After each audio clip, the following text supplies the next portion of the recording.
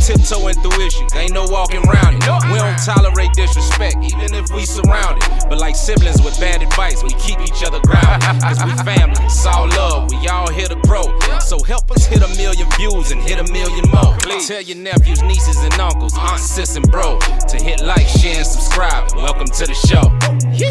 Whether we agree or disagree, baby, we can't figure it out. Let's sit down and talk about it, man. Let's kick it in first.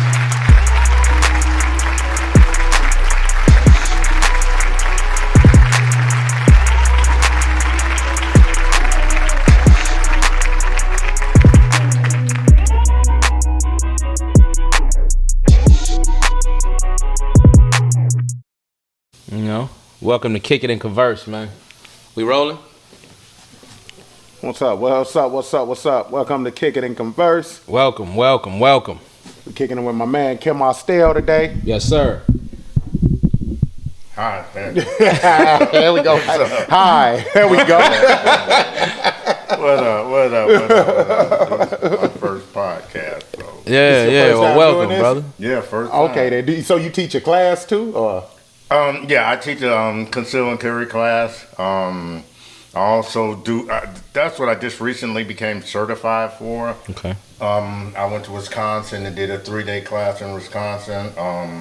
Got certified through the USCCA. Okay. Then. But before that, when we started our group, the People of Color in Favor of the Second Amendment, we came up with our own curriculum, and we started teaching people about guns, gun education, gun safety. Mm-hmm. But when I decided to get certified, I had to learn a different curriculum. I guess I had to add more because there's certain laws that the state requires you to cover. Mm-hmm. There's certain criteria that the USCCA requires you to cover. And I'm happy I did that because it gave me the opportunity to learn more myself, to teach more myself, and to give people the proper education and the tools so that they can protect themselves not only physically but mentally and financially. Mm-hmm. Mm-hmm. You know, all of that is definitely part of being a gun owner. Oh, that's what's up. So you had military training too, or you just actually jumped into the guns? As far as the guns, I have no formal training when I first started all of this. All of this started out as I'm driving Uber late at night, 2 o'clock in the morning, 3 o'clock in the morning, and I'm sitting out in front of people's homes waiting for them to come out. Okay. And I was born on the south side of Chicago. South side of Chicago. South side. Shout out to South Side. And I know that when you're sitting in the car, you at that time in the night, you become very vulnerable. Mm-hmm. And I'm sitting outside. If I'm going to go pick up somebody, they got a certain amount of time that Uber or Lyft requires them to come, that I can wait before I can take off. But if I'm driving 20 minutes to go get somebody, I'm going to wait outside till they come out. I'm making my hustle. So. Right. So while I'm sitting out there, anything can happen. So I decided, well, you know what?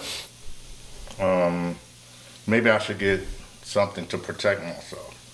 So prior to this, you didn't have no firearm? None whatsoever. None whatsoever. So then nothing crazy happened, like, you know, somebody come stumbling out, there was a shooting or nothing, it's just you kind of having that forward intuition, like, yeah, this is looking a little sketchy around here. I might got to get the strap. I've had some situations that 2, 3 o'clock in the morning on the summer night when I come up to a stop sign, where I get some crazy people. But what my brain started thinking about all the people I knew in Chicago, right, that I was growing up with, that were killed, and they wasn't in the lifestyle. They wasn't in gangbanging. They're just innocent people, sitting in their car or walking somewhere, or something happened and they were found somewhere dead in an alley. Mm.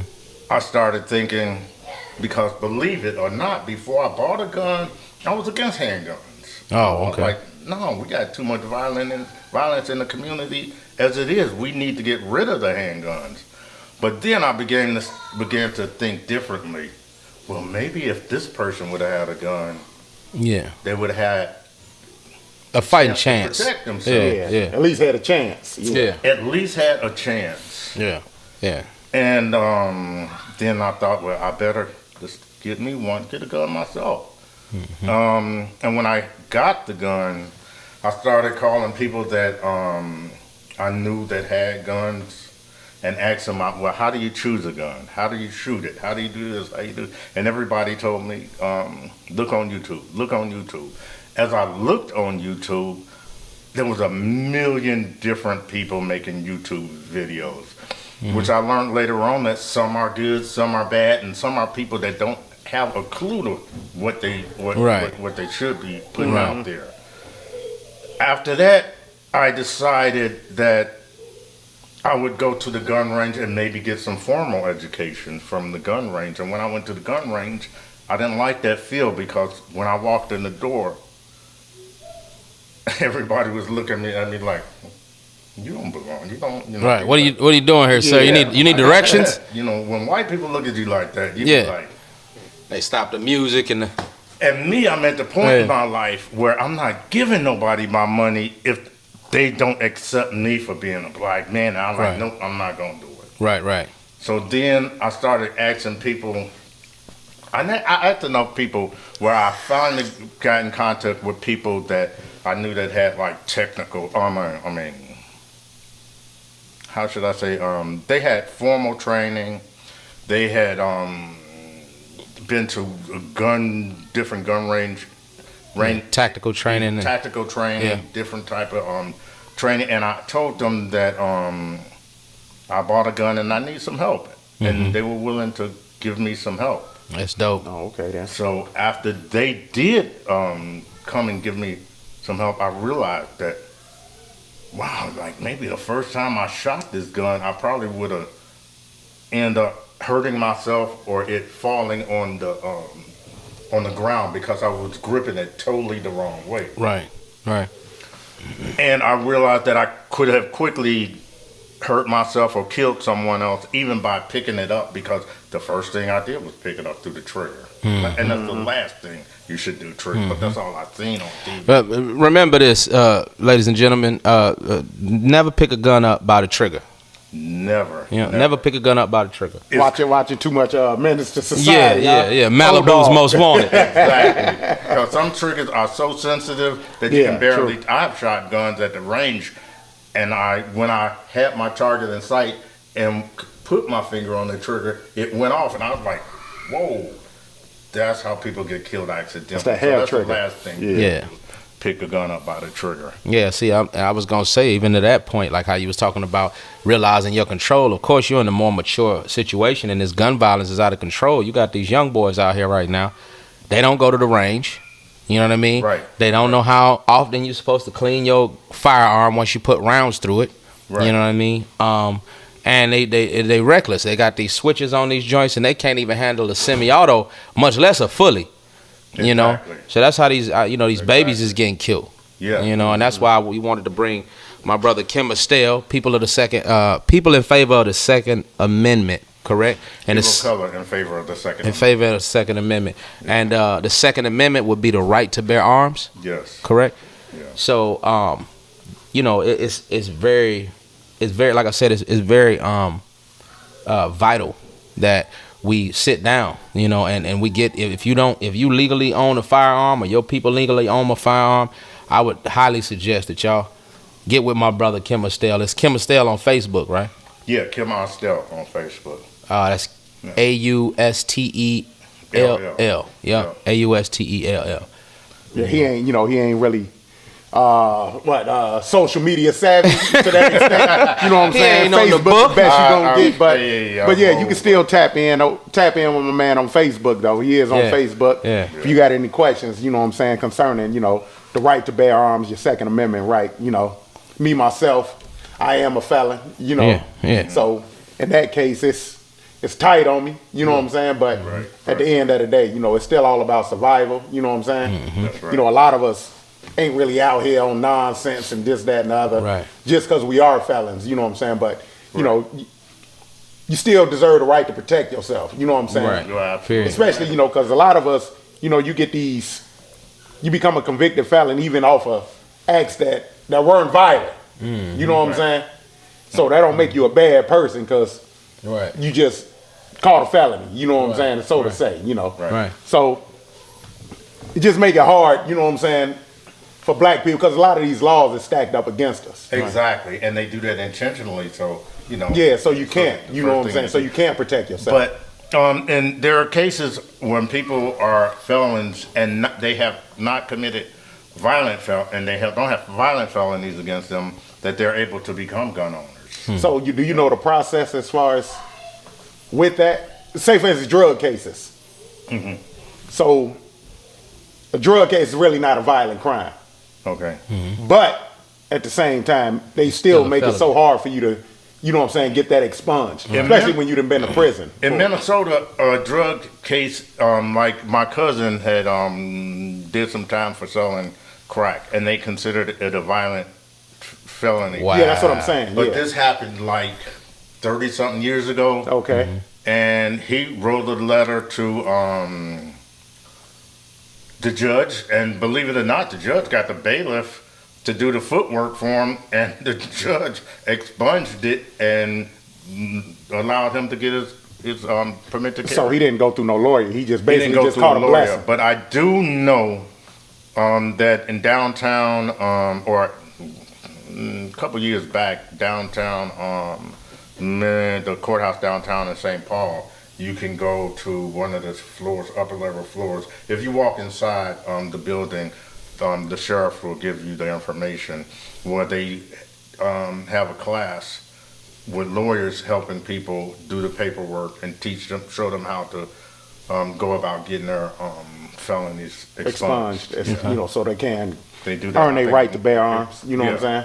Right. But like I said, like that Second Amendment, you know, the right to bear arms, it kind of revolves around that, the 13th Amendment, to where you jam yourself up, you know, so you back into slavery, basically, so to say. Right. You know, so Yeah, so you just pretty much lose all your rights because of the, you know, the 13th Amendment. You know, and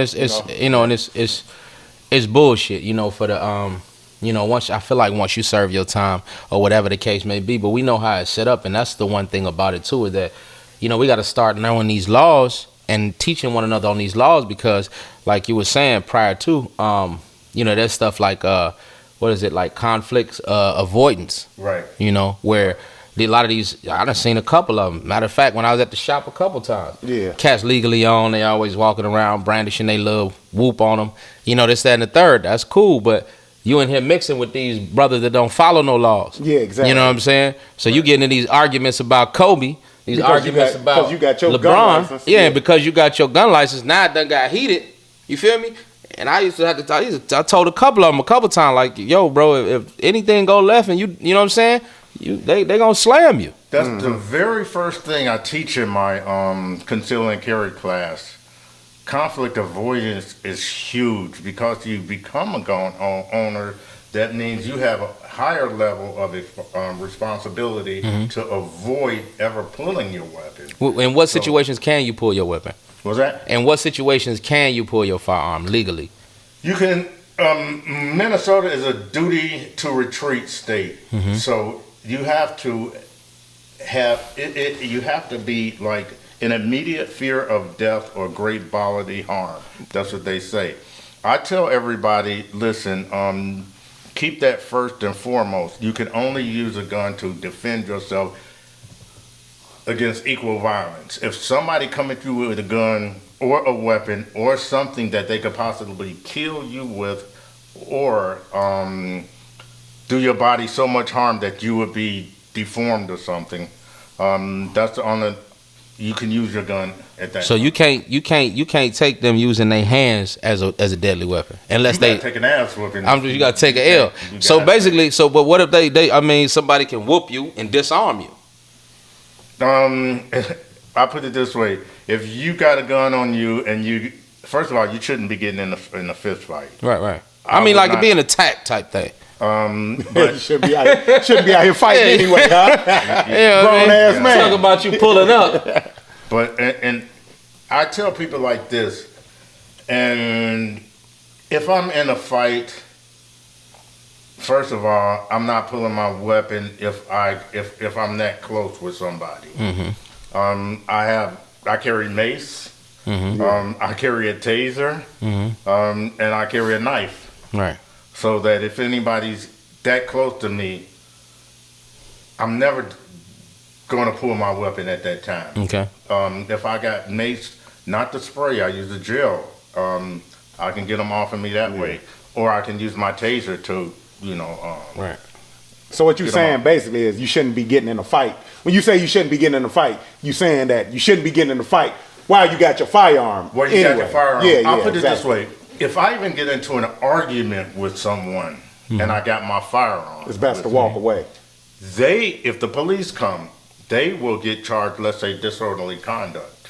I'm going to get a higher charge because I'm carrying my weapon. Because you have it, even though nothing transpired from it? Even though nothing transpired, I can get a higher charge if it's just an average argument with somebody. Because basically they saying it could have went there. It could have went there. So here's my question then. So say like a lot of you ladies, sisters, rightfully so, have firearms to protect themselves. Say they leaving the store, getting in their car, and somebody grab them, right? Would that not be a way, because you can't get away at that point?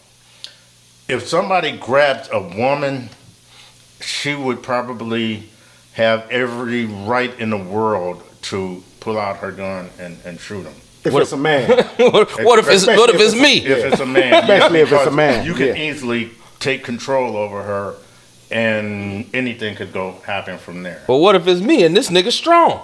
You know what I mean? This nigga strong as hell. He looking for everybody. He looking for everything in the gym. You hear me? I can't get away. Yeah, this nigga got hands like he been slapping the skin off pigs.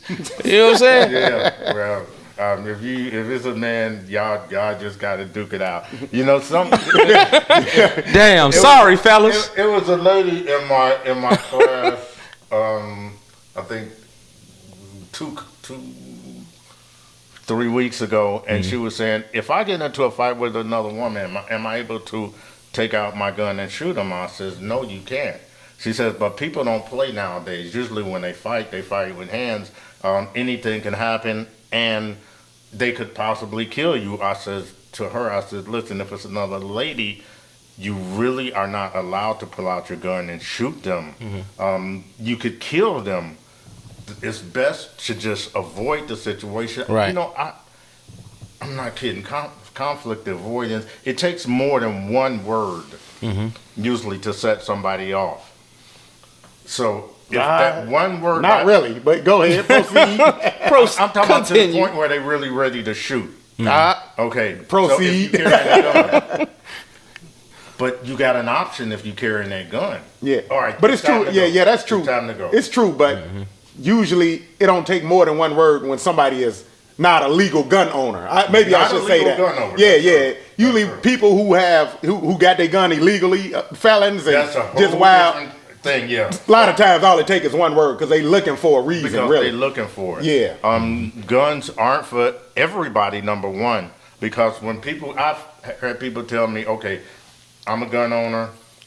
Now that I'm a gun owner, I can go through the alley at 2 o'clock in the morning because if somebody jump out on me, I'm gonna fire them up. I can shoot Yeah. them. No, you can't. Don't go anywhere with a gun that you wouldn't go without a gun. Believe it or not, the prosecutor can prosecute you even if somebody jump out that alley and pull out a gun, because the prosecutor could say, well, what are you doing walking down the alley at 3 o'clock in the morning? Anyway, you're looking for trouble. Yeah. So you know me. Yeah, like it's a video game or something. Huh? So some people get guns and right. What was you doing in that alley anyway? I come here every day to buy drugs. Yeah, like it's a video game. I got the machine gun, so I'm going on this harder mission. Since I own a machine gun, I'm gonna go through the toughest neighborhood. Right. Stuff like that. Exactly. Yeah, you can't do that. You have to be the innocent party in the whole situation. You can't be looking for a fight just because you got a gun. As a matter of fact, you got to be looking to avoid those situations. All right. And like I tell people, when I was 11 years old, I had a paper route with the Sun-Times newspaper in Chicago. I get up at 4 o'clock in the morning and I start rolling those newspapers and I'm out the door at 5. Believe it or not, I learned conflict avoidance and not really knowing what it was called because there were many men trying to pick me up at 5 o'clock in the morning. Get me into their car. Okay, that's what's up. They don't come out at night, they come out at 5. Yeah. Or they've been out all night trying to find something. Yeah. But I learned that if I saw a car go past me and then he pulled over or turned around, it was time for me to cut through somebody's gangway or alley or things like that. Okay. And so I learned to look for certain things. When you become a gun owner, you got to be aware of your surroundings and look for potential things that make something look questionable. And don't even take a chance. Just avoid that whole situation. When I was also got older, because I wasn't in the gang thing, but I noticed a block ahead of me, if I saw too many people standing on a corner, it was time for me. Listen, I don't even want to find out how this could turn out. Avoid the confrontation. Avoid it altogether. And that's what you have to do when you become a gun owner too. Pretty much in that sense, like you avoiding trouble, even though you got something to resolve the issue. Exactly. But you know, and that, you know, for me, I mean, in a perfect world, I feel like that works. But I know everything out here ain't perfect, and a lot of times I done seen trouble find other people. You know, so what I'm asking is, how, if you in a situation, right, brother, come at you or whatever, what is your? Because this ain't you don't have a right to stand your ground like Florida. Right? So in the event, so say you try to retreat and you do some goofy shit like running to the wall trying to get up out of there or something, right? Daze yourself, whatever the case may be. At what point is it legal for you to use your firearm? Only when you have no way to go this way and they blocking your way out? If they don't have a firearm or something in their hands that could possibly kill you, you still cannot use your gun. You have to fight your way out. Okay. I will say this. If you're fighting your way out and your gun falls, and they go for your gun and you go for your gun, at that point, I'll just put it this way. If I'm ever in a fight for my gun, you got to shoot him. If you get to it. I'm going to shoot him because if he gets it, then I know he'll probably do the same thing. I say, say for instance, all right, say for instance, it's 5-6 people at you. Chances are you're gonna lose that gun if you don't use it. If you got 5 or 6 people at you, you can use your gun. Okay. All right. That's all that. That's what I was saying, because you know we got a lot of real life situations where it be a whole bunch of different stuff, and then like the just retreating don't always work. You know, he got, like you said, he got 3-4 guys coming out the club right behind him. You thought it was just him. Yeah. You feel me? Now you know, and then also, you know, if somebody reach for your gun in the fight, it may not fall. But if they reach for it and they trying to, you know what I mean? Because they know you got it or they felt it. You know what I mean? And in that situation, that's another situation that could turn lethal. Right. You know what I mean? Right. That's why you carry 2 guns. Facts.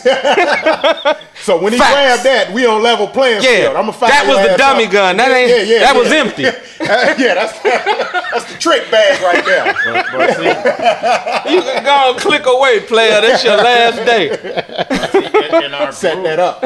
We in our group, and that's why I tell people, when you become a legal gun owner, that's just step 1 of other things you have to do. Yeah. You have to take some tactical training. You have to take some defensive training.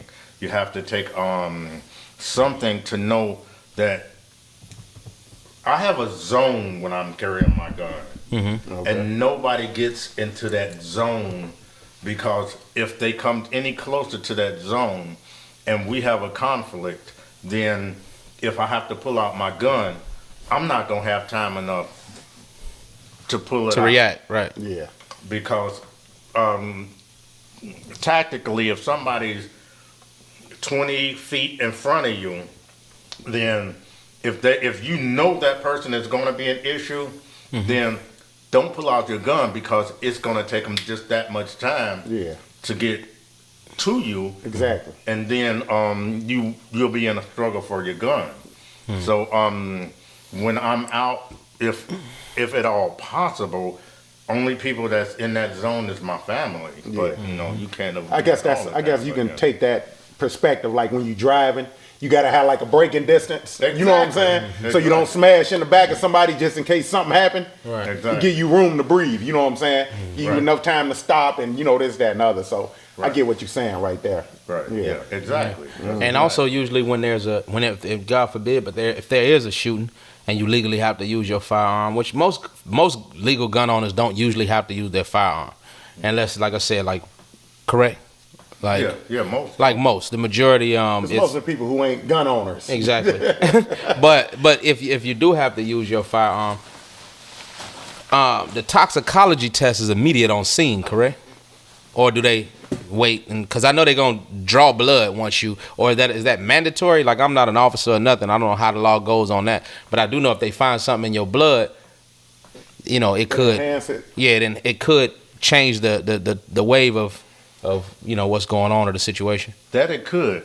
But the first thing I tell everybody, also, one of the first things is when you become a gun owner, have some type of insurance.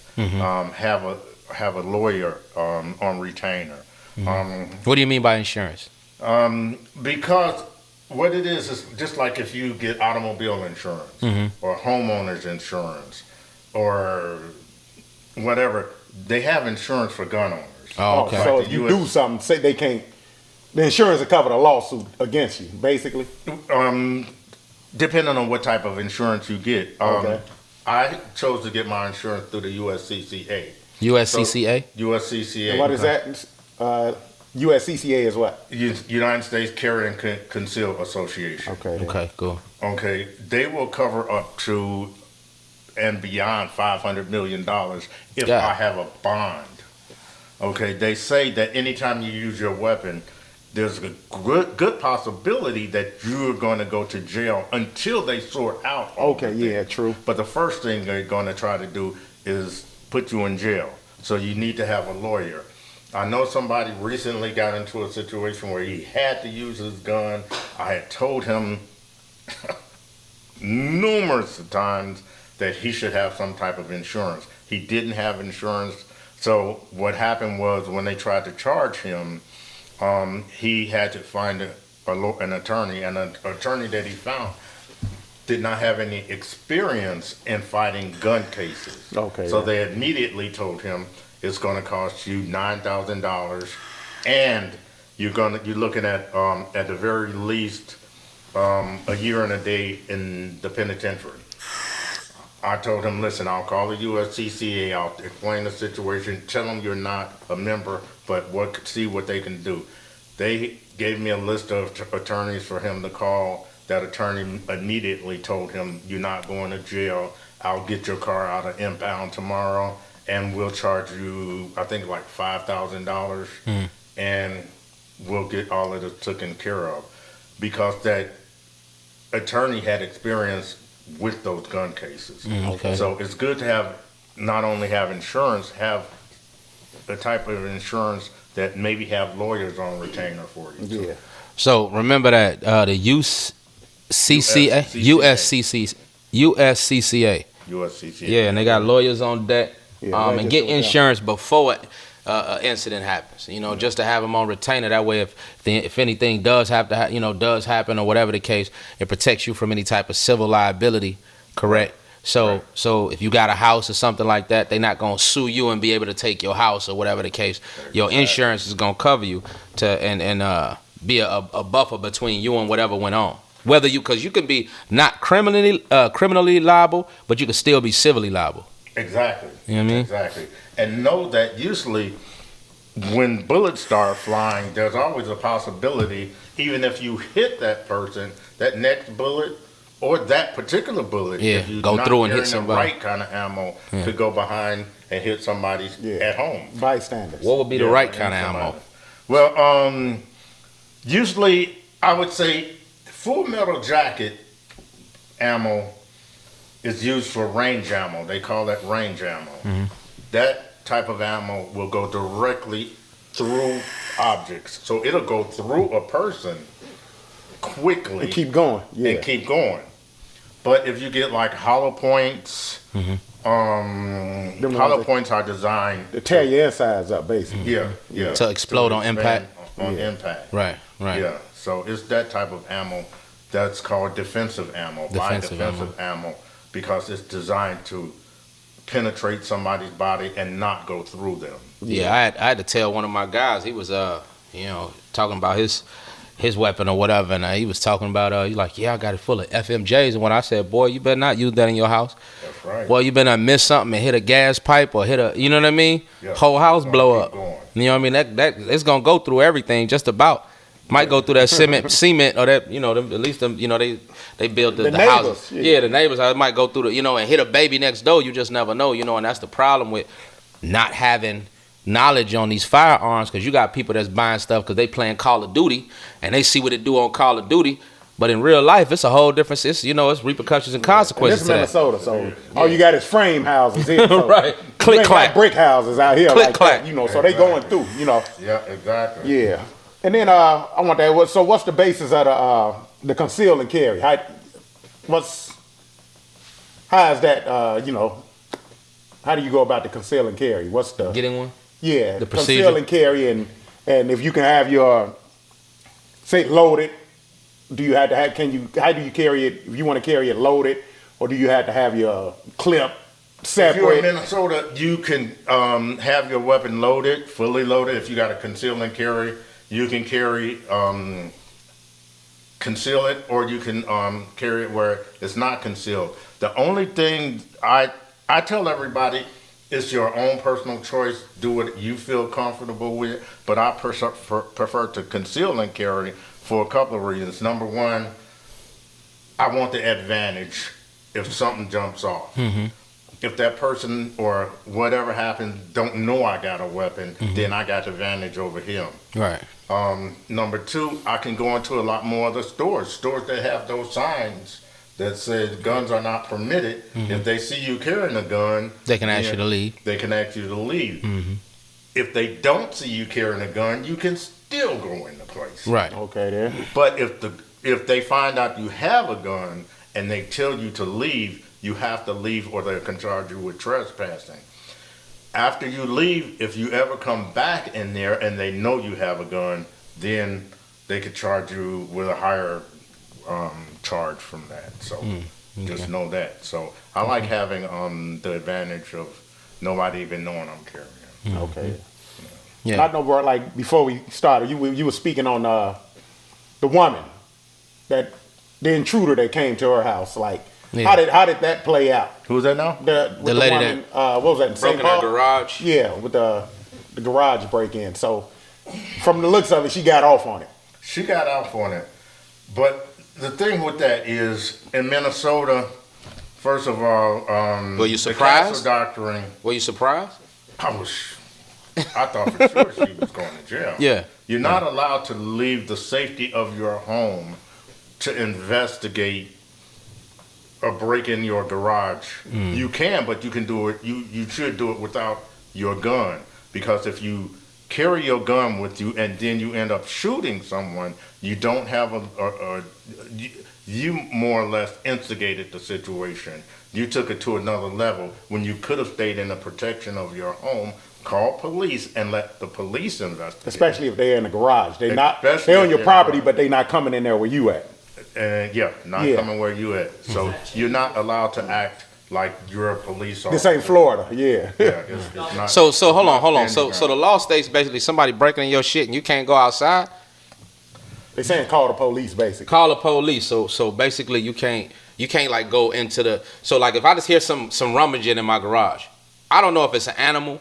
I don't know if it's a intruder. Yeah. I didn't see no nigga go in there, but it's a lot of niggas. It's a lot of pipes and shit dropping, right? And what if I was assuming I was a legal gun owner, right? And I kept my gun by the damn garage door, right? I go out there and I don't know, Pookie out there rummaging through whatever, you know what I'm saying? It's dark. He got, you know what I'm saying? Like, is there certain situations to where, I'm not saying like how you can get off or nothing like that, but I'm trying to figure out, because it's a lot of real life situations where people are getting those types of situations. Like hers is probably completely different. She probably knew somebody was breaking in her shit. But if you hear some shit getting knocked over, whatever, you gonna go investigate. You know what I mean? And if you a single woman or something like that, 9 times out of 10, you're going to take your gun with you just in case.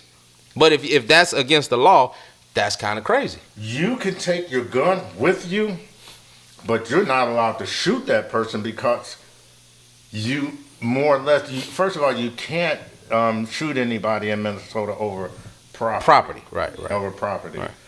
I would advise that person, if they really thought somebody was going to be out there, to call the police and let them. I understand the fact that you're going to be like, okay, well, let me go see what's going on. Maybe I'll carry my gun to protect myself. Right. But then, if that person, even if that person has a gun and draws it on you, and you're shooting that person to protect yourself, the law is going to look like you took the gun in your own hands. I mean, you took the law into your own hands instead of calling the police, and you started acting like you were a police officer, and then you ended up killing somebody. Oh, okay, well, So just I know would if some paint advise- fall over, I'm calling 12. So what if y'all you go. call, so say for instance you call the police first though, and then they just ain't responding like in time. I would say the best thing to do is That's call something the to have, police yeah. and wait for On them to record. come. Oh, okay. I would advise that's the best thing that you can do, because you must be the innocent party when you use your weapon. You must have not escalated the situation to the next level. You know, you always try to keep it down here and not use your gun. No, okay. So basically, just let them have that merch, huh? Even though you got, I'll get another car. Yeah, Fuck it. yeah, you can have that shit now. Yeah, go on get that catalytic converter. You need it. You got it. You know. What you were saying, Emmanuel? I have learned to change my way of thinking when I become a gun owner. And I always, what comes to mind, two things come to mind. Because when I was young, growing up, when I was like a teenager, there was a time when I was stealing off the freight trains and all of that other good stuff in Chicago. But then later on, I started thinking, no, that's not right. I can't do that. You know, I gotta learn how to do things as a man and step up and get me a job and do it the right way. Right. But if the freight yard dicks had at any time killed me for stealing off those freight trains, then they robbed me of the chance to become a better person. Yeah. I always think about Malcolm X, because Malcolm X was a crook, It's red. but then he became a better person. Right. Yeah, it happens all the time. We all evolve. We Yeah. all become better Yeah. people. So I started thinking like that when I became a gun owner. Yeah. So the only thing I want to do is be able to protect my family, protect myself, and even if my friends with me.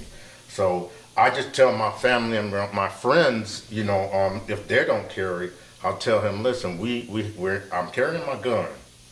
We have to go about this where we're going to avoid all kind of conflict. We're not going to argue with people. Conflict avoidance is huge. Yeah. Like I was saying about the incident that happened on 94 in White Bear. There was a guy in a gas station arguing with the gas station attendant. A girl walked in, she heard the argument, and she's telling him, Baba, you wrong for this, Baba, you wrong for that. And then he did something to offend her. She goes out to her car, her boyfriend gets mad, he comes in the gas station, and the guy kills him. The boyfriend. Kills the boyfriend, point blank, boom, boom, he's dead. There's 2 people that are alive. The girlfriend could have said, well, hey, honey, this man just offended me, let's call the police. So could the gas station attendant, this man is offending me, blah, blah, blah, blah, I think he's, and they could call the police. Now the only person that's dead is the boyfriend, and the gas station attendant who was behind the plate glass window and safe anyway. Yeah, he's safe. Yeah. He's safe anyway. He could talk all the shit he want. What you gonna do? Yeah, exactly. Right. And then the girl is still alive. I'm sorry if her family member happened to be watching this, because I understand her losing her boyfriend was tragic too, and he was trying to protect her. Yeah, no disrespect to the family. No, not at all. Not at all. But we have to learn how to avoid those situations. So I tell people, even if they know me, and because your friends will be thinking, oh, my boy got a gun. We cool, nah, he's safe. No, that's not. No, we're not even organs. Yeah, he got his license and yeah, everything. yeah. He could throw his whole life away. Yeah, so yeah, you tell your friends that, listen, this is a lifestyle and we avoid conflict. Yeah. You know, I think that's decent, but I do believe that there should be some sort of amendments to some of these laws, or some of these things I be hearing be just sounding unreasonable. Like, I'm not a legal gun, I'm not a gun owner. I'm not a, but some of the things, like, I heard somebody was telling me, like, yo, if somebody's a legal gun owner and they break in your house, you're supposed to lock yourself in the closet, call the police, right? Even if you got kids upstairs, call the police and then wait for them. And then the only way you can shoot them supposedly is, and it's just what they told me, I don't know if it's true, is if they breaking down the door, right? And the police need to be on the phone to hear them breaking down the door type thing, because you ain't got nowhere else to go. So how do that work? I wonder, how do that work if you ain't got no phone, or you ain't got access to the phone, or the phone ain't just in arm's reach? I put it like this. First of all, legislator is always voting on to different laws we should have and we shouldn't have. Let's start voting on some people that's going to get us in office, that's going to get in office and make laws so that they make sense to us. Yeah. Okay. Number 2 is, if somebody breaks in your home, the law says that you have a duty to retreat. So what you're technically supposed to be doing is getting into and this is, I tell people this all the time, have some type of plan, because if it could happen to somebody else, it could happen to you. Right. Just like you have fire drills, or people have fire drills and they know, wait, if a fire break out, we got to meet outside this way, blah, blah, blah, blah, blah, blah. Right. Have a drill and a plan in place where everybody's gonna meet into a certain room.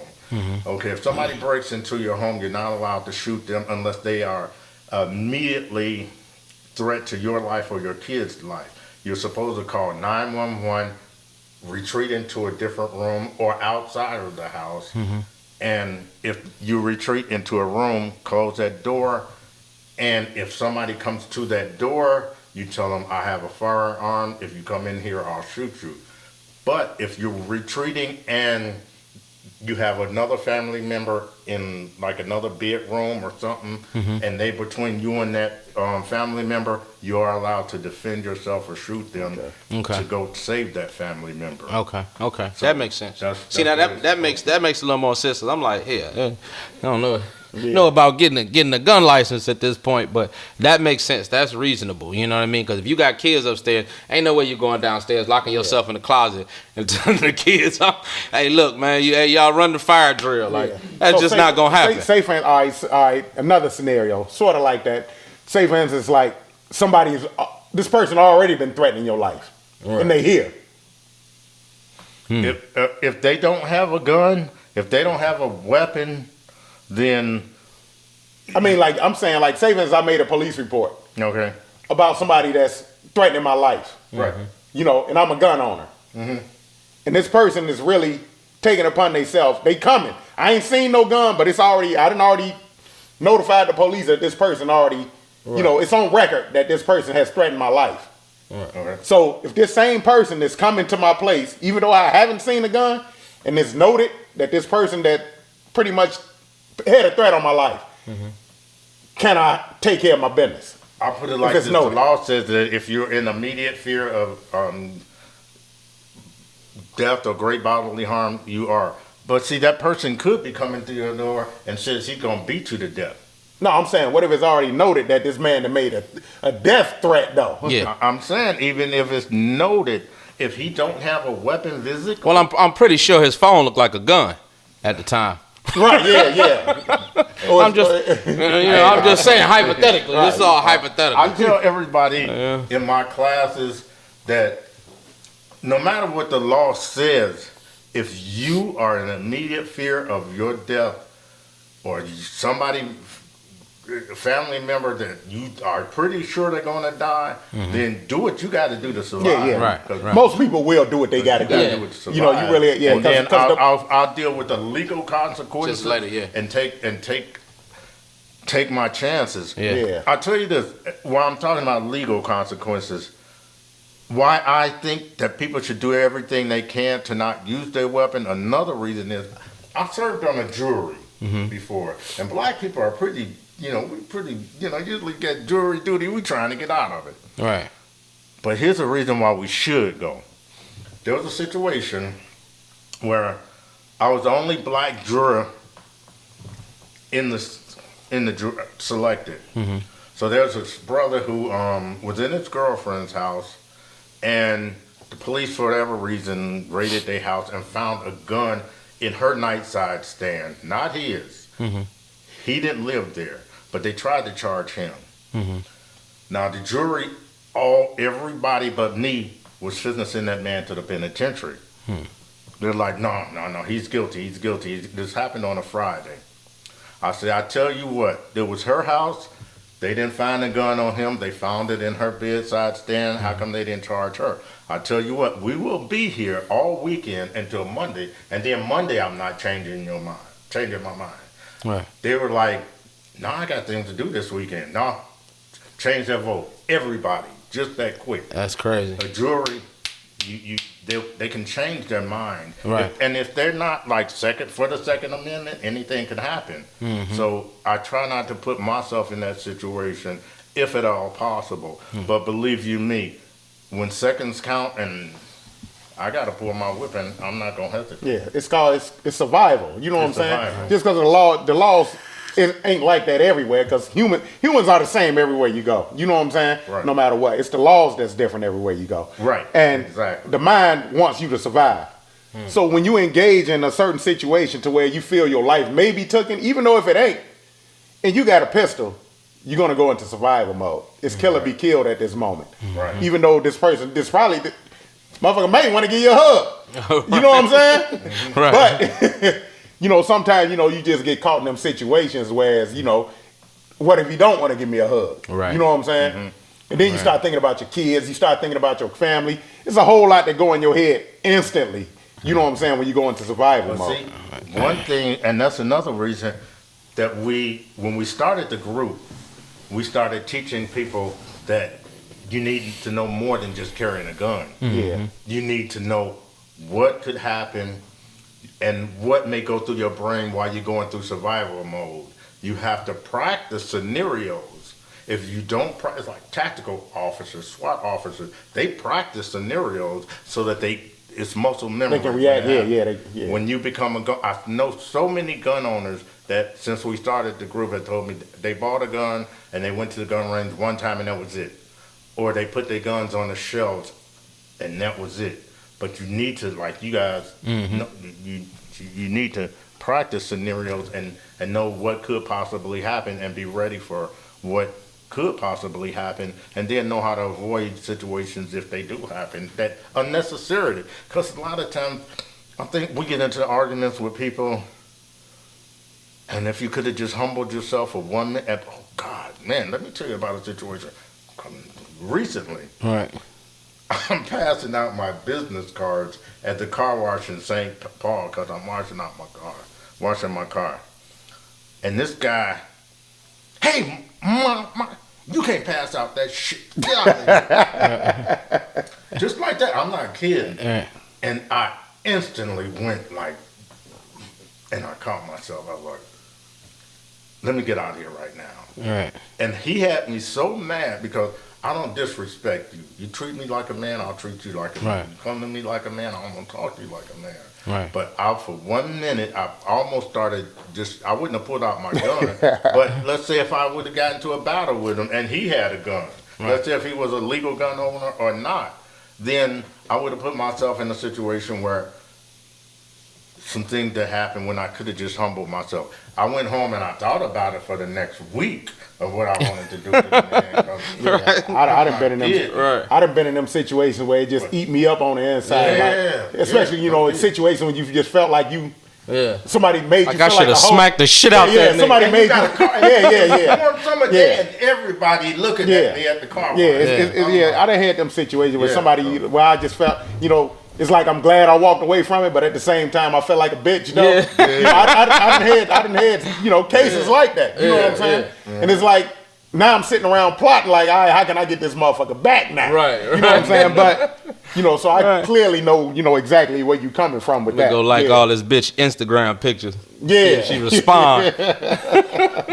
I mean, you know, but like you said, you know, it's muscle memory, and you got to train yourself. That's why I ask these questions. Right. It may seem random and hypothetical, but they may be a random hypothetical. So every one of these random hypothetical situations, somebody done been through. Right. You know what I mean? Whether they live to tell the story or not. My whole thing at the end of the day is, and my thought process is always survive. Period. Everything else beyond that, you know what I mean, is survive. If you got to go, whatever the case may be, hopefully you did it all the right way. But like you said, the more you practice certain scenarios and run certain scenarios through your head, like, okay, woo, and make sure you know the laws on what the law say about it, you know, just make sure you're on the right side of the law. That way you can go on home. You know what I mean? Go on home, chill on out. Yeah. You know, his family might be upset. All right tomorrow. Yeah, but guess what? You know, you legal, everything legal, you know, and you good versus, you know, you sitting in the bullpen like, damn, why I do that dumb ass shit. And you know who sleeping I really on that toilet paper roll. You know who I for a pillow? Yeah. You know how to fucking go. Hey, you know what who I think that really need to be held accountable for a lot of this senseless stuff? Who that? Is these people who let the guys come in the club with the guns. Oh yeah, yeah. I think when you let somebody in this club with a, first of all, if you come in there with your gun, you really scared to fight. Yeah. You know what I'm saying? Yeah. That's basically what you're saying. And you hope, because in reality, you thinking you the only one that got a gun. You don't really want to bring it in there because you know 50 people in here got guns. Right. You know what I'm saying? Right. You want the ups. And then so my thing is, why do you want to take a gun in the club? A club is like a sardine can. Right. You know what I'm saying? Right. Like you packing all these sardines in here. Right. And you the only one with a gun. So if you let it off, it's like it's too many innocent bystanders. So I feel that when somebody do that, even if this person get away, you know what I'm saying, at the club, you need to talk to this person. How did this person get in? Yeah. Right. And I think you should be charged. Even if you may beat the case, I think you should be charged. You know what I'm saying? I think it'll lay off a whole lot more people letting people in these clubs a gun, because that's one of the reasons I really don't like going out no more. You know what I'm saying? Because I done came too far. I'm 46 now. I done came too far and been through too much and been in all type of, you know what I'm saying, situations to where I could have lost my life. You know what I'm saying? Right. And as a youth, I was in that point where I can care less though. You know what I'm saying? Right. But now I got kids. I done came too far. I hate to be out and somebody else is beefing. I'm the one to get hit. Yeah. You know what I'm saying? Because you let this person in with the gun that's reckless with it. Because if you shooting in the club, you reckless with it. You most definitely reckless with it. I just seen this damn video on YouTube, not YouTube, but on Facebook. And it's I don't know if I sent it to you, but the dudes was, I don't know, these two dudes was arguing at the club at the table. I don't know what was said. I couldn't really hear what was going on. All I do know is the one dude like act like he spit on him, or something like that. Yeah. Dude took off on him. You know what I mean? And the DJ like, hold up. Yeah. Before he could even get that out, dude that got hit clearly was drunk. Yeah. Feel me? He's toppling over, but he pulled that gun faster than a motherfucker. He pulled the gun, popped Buddy right in the club, and I'm like, how's motherfuckers like? Yeah. How'd you get in the club? And the only way that you getting in the club is somebody letting you in the club. Yeah, somebody letting you in. Me? And these especially if y'all got the proper the detectors, the wands, and all. I think especially if they got that in the club, somebody need to be held accountable. Yeah. You know what I'm saying? Yeah. You need to, like, if a person get in this club, even if they done got little, they done ran up out of there. Right. You need to be held accountable. Yeah. Because it'll put a halt on that letting these guys in with the club. Whatever door he came through, and then the club needs to automatically be held liable. They need to have a strict. There's some type of strict low standard where if something happened in this club, you are automatically liable. There's no wiggling out of it. It's your security's fault. You hired the security. That's what the situation was. Yeah. So all you bouncers and your guys working the doors and all of that. Man, if it's a club shooting, man, y'all some hoes at the end of the day, plain and simple. You know what I'm saying? Because y'all not leveling the playing field. Right. If this person got a gun and you let him in, you should be held accountable. If not, don't let him in. Plain and simple. You know, catch the nigga in the parking lot. You know what I'm saying? Exactly. If that's, I mean, I ain't advocating, you know, violence, saying that you should do it, but I think that should be, you know, well noted that that's not cool. You know what I'm saying? So if you a bouncer, man, you a hoe for letting somebody in because he gave you $50 Cause that's what they doing. Oh, they hitting their hand $50. They hitting them with $100. So you let me in with my pistol. You know what I'm saying? So if you feel that you got to come in here with a pistol, you don't even need to be here. That's right. You know what I'm saying? It's not that serious. You're not missing nothing. You know what I'm saying? Mm-hmm. Carry your ass home. Well, I think when you take get a conceal and carry class, if you got the right one that's going to give you the information that you need to be successful while you carry your gun, they're going to tell you the law is you can carry a gun in a club, but anytime your blood alcohol level reaches anything above 0.04, it's a club though, so yeah, it's pretty much a bar. You know, why are you here? Then You're coming you to can drink. lose your right to carry your gun. So what was the purpose of you taking the class if you're not going to do it the right way? And if you're coming in there to a club with a gun, and you know that, then you up to no good anyway. Yeah, you up to no good anyway. You know, if you taking your gun in a club, you pretty much up to no good. Because if you feel a threat in this club to where you got to take this gun in the club, you already in violation. Right. That's right. Because you going into a compromising situation that may cause you to lose your gun. Exactly. I mean, lose your right. I mean, lose anything. Lose your life. your freedom. You know what I'm saying? Lose your life. Why would you want to go up in here with this gun if it's going to cause you to be in something else? Knowing that you're going to hit somebody else. Everybody. Yeah, so. Because you got them FMJs on you. Yeah. You know what I mean? In the club. You hear me? So I just think that bouncers and, whoever working the door, like you said, the club owners, I think they should be held liable for that. I guarantee you that. In every state. I guarantee they start losing millions. They'll crack down quick to the motherfucker. Did you know everybody got to go.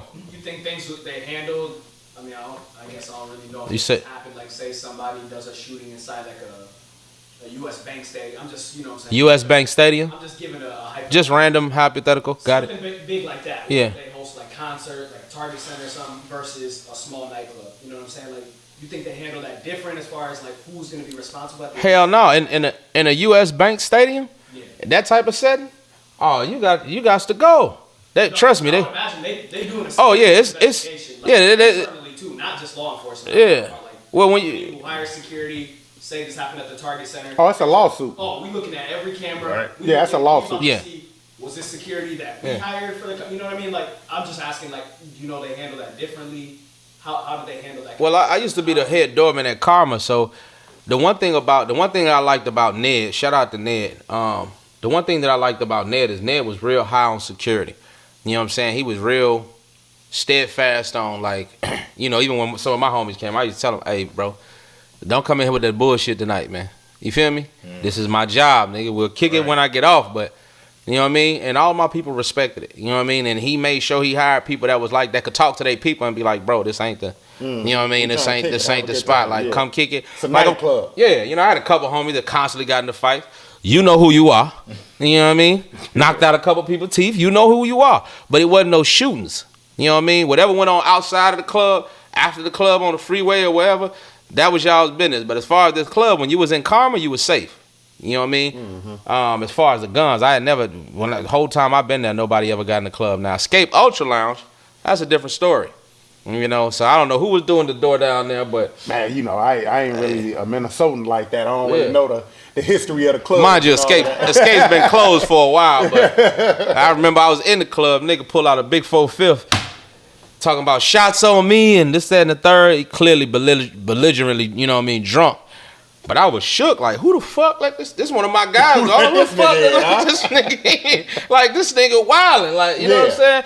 I took the shot, of course, you know what I mean? At this point, you twisting my arm to take the shot, you know what I'm saying? I took the shot. I, quickly skedaddled the fuck up out of there because I'm like, well, if this nigga got one, I know it's at least 3 more in this bitch. Yeah. You know what I mean? This night may not end right. Yeah, let me go on the downtown cabaret, watch somebody shake a tail feather or something. Yeah. You know what I mean? I'd rather go to the strip club and hang out for a bit than I be down here with, in this dangerous ass situation. So, it's been going on for a long time, but I believe, and the crazy thing about working the door at Karma was that, we got plenty of stories. But the crazy thing and that's what being at Karma, that actually taught me de-escalation. Because a lot of cats, being the head doorman, I had to be, suited and booted head to toe every night, TC was out there. My man from Ice Guys, Cortland Steele, he was actually the head of security at that time. He one of the Ice Guys. Shout out to my man Court. But de-escalation was a big thing, you know what I mean? So guys would come out, you know, fuck you, bitch ass nigga, this, that, and the third, you know, because they mad they getting kicked out or whatever. You know, me, I'm like, look, man, I understand, whatever the case you're going to say, just say it over there. You know what I mean? Just say it over there. Just go ahead, home, sleep it off. You know, motherfucker act like they won't fight, all that. Cool. But I don't want to hit this radio because I know when I hit this radio, it's going to be a bunch of rock steady and bebop looking motherfuckers that's going to come out here. Bebop and rock steady. You know what I'm I saying? heard them in a long time. They going to come out here and mollywop your ass in front of the police, and then they going to throw you in the back of the police car. And I ain't want to see that happen to brothers. You know what I'm saying? So usually a lot of times they would come back like the next couple nights before we wasn't even open. You know what I mean? Like, hey, bro, my people told me I was, you know what I mean? Told me I was tripping, bro. My bad, this, that, and the third. The whole time, it could have turned into something different if I would have chose to turn up with you, because I felt like, you know, rather than having some compassion and empathy and understanding. So I definitely understand the de-escalation part. But I do feel like it's crazy because even on those nights, and that was the crazy thing about, because Karma would turn into a different club on different nights, right? So it was Karma, but then, you know, that was pretty much the black hip-hop night, all that, you know, metal detectors, wands, all that. But I swear to God, I don't know if it was like a Wednesday or something like that, they would have like a whole, not like a rave type joint, but they would have stuff for the LGBTQ community and all. No metal detectors, no nothing. Yeah, because all they doing is grabbing a ticket and walking in. Yeah. You understand? And I'm talking about it's packed though. And I was like, God damn, look at this shit here. And you chilling. You know what I'm saying? I'm security, but but you ain't on the defense like. Oh yeah, not at all. Ain't no telling what these niggas on. Yeah, shit. and it was so goddamn sad because it was just it opened my eyes to why because they're not even from our culture, a lot of them. You know, Ned is, but a lot of the other motherfuckers, they're not from our culture. So that's all they see from our culture is when we bring these niggas in, we got to bring in these motherfucking. You got to tighten up the security. You got to have pack security. You got to worry about getting sued. You got to just to play some fucking rap music. I mean, that's why the insurance be so high when it come to hip hop nights and rappers concerts and all of that. Yeah. As opposed, you know what I'm saying? A rave or a Celine Dion concert. You know what I'm saying? Yeah. So it's I think, man, the big thing, I mean, I don't know if them folks carrying legally or illegally, but man, it's just like especially if you drinking, man, you gotta put your pride aside, man. Like, I know you ain't the most logical. You ain't in your right mind then. Really like that, but like, you know what I'm saying? If you can't drink responsibly, man, you probably shouldn't be out at the club, you know what I'm saying? Exactly. You know that's how. And that's why I'm speaking. You know what I mean? Like, if you can drink and cool, but a lot of us ain't though. And that's why I speak on. That's why I try to throw the message out there beforehand. So if you know, while you're sober, you know what I'm saying? Before you got your mind all twisted up and this, that, and the other, if you feel you got to take that gun with you, don't go out. Yeah. Don't go out. Plain and simple. If that's the case, a lot of us want to go. A lot of us want to go kick it and go home. That's all we want to do. We want to kick it. Bonta, there go my man right there. How you feeling, bruh? What up with you, bruh? You know, a lot of us want to kick it and go home. That was the plan for the night. Yeah. Maybe knock a chick or two. Chick maybe want to knock a nigga or two. However it go. Yeah. But you want to go home. Freaky man. Right. You don't want to make. You don't want bad news to beat you home. You know what I'm saying? Right. Big you most definitely don't want that. But. And even then too, like sometimes. It's just some situation. I mean, you obviously you don't know what the hell's gonna happen when you leave your door, but it's just some scenarios, bro. You don't really need your gun. You don't. But things happen anywhere these days. But if everybody on the same, I was about to say scenarios where like you probably don't really need to carry it in there. Yeah. Even then, but like I just feel like when you got it with you, if you're not responsible, you know it's there. You know what I'm saying? It's almost like I got something just in case. You know what I'm saying? Like. It's kind of my ideology though on that is because I disagree with that. If I honestly, of course he does. There you go. But once again, it's on. Yeah. But you know, if you're a legal gun owner, you know what I mean. You should always, in my opinion, you should always have your gun with you. Now, if you're going to drink or something like that, or you're going to do whatever the case, I feel like you should, because you never know what the fuck like. This shit, of course, New York got the strictest gun laws in the world, right? But when I see these mass shootings, right? When I see, not necessarily Columbine, because that was at a school, but shit like where they in the mall, or these people picking out fucking underwear and shit. Ain't nobody thinking about getting shot. You feel me? You don't know when them, you know, everybody always say, oh, I thought it was fireworks. No, motherfucker, he got on fatigues. I know, you feel me? And it's you just never know. See, so it's like, if you got it, go ahead. I was just going to say, first of all, I carry a gun every day legally. Mm-hmm. I'm not going anywhere where I think I may have to use it. I'm just not going there. Yeah. That's the key right there. That's the point I was making. If you feel you need it, and because you may have to use it. Because of the environment? If you feel you need it because you may have to use it, don't go. Don't go. Because bullets fly both ways. Right. Usually. So I'm not trying to get into a gunfight with anybody, number one. And if some days I'll just post it on Facebook, I'll leave my house and I'll be like, I left my gun. I'll drive a couple blocks, I'll be like, no, this may be the day I need it. Facts. So if I knew the day that I would need my gun and could choose to just carry it that particular date, then I'd pick it up and then I'll be like, on second thought, I don't want to get into a gunfight. So I'm not even going to go. Going back home. Yeah. So those are the situations. So you never know what's going to happen. I mean, and if you think it's going to happen, just avoid the whole situation. But to make his point clear, what he's saying, because I understand what you said, but to make the point clear, he's saying basically if the situation you're going to, like a house party, or you know you're going over here and this, you know, they're gonna be drinking and they usually gamble or talk about fucking sports and get to arguing or whatever the fucking case may be, or your local bar or whatever the case may be, don't even go. Feel me? But I personally don't believe if you got a damn gun license, you should be going anywhere without your gun. Because you don't know the day that shit gonna happen. You don't know what's gonna happen. And if you got it at home and you trapped in the back of Walmart because somebody decided to, what the fuck was the point of having one? You know, because the reason that point being, the last shooting that I was in, I ended up getting caught in the car. Shorty had her gun license, but she left her gun. You know what I mean? They let off 15 shots. They hit the car. They missed every shot. You know, I don't know how, God willing, the police even looked at me like I was a ghost. Like, I don't know how you survived that. All them shots was center mass. Wow. They was impressed by the grouping. You know what I mean? Whoa. And you know, but I had sense of mind to get between the engine block. But she didn't have her gun because as the shots going off and the car rocking, I'm like, throw it to me, right? She like, I left it at home. I said, oh, damn, we finna die, bitch. We finna die. You know what I mean? Like, and it was one of them situations I'll never be caught in again. Right. Because it was that night. I wasn't on nothing. Didn't have no enemies. So I thought. Didn't have no beef. It could have been some spillover shit because of one of the homies or one of the niggas I know. You know what I mean? And I ain't got nothing to do with. They like, oh, we can't get him, so that go his partner right there.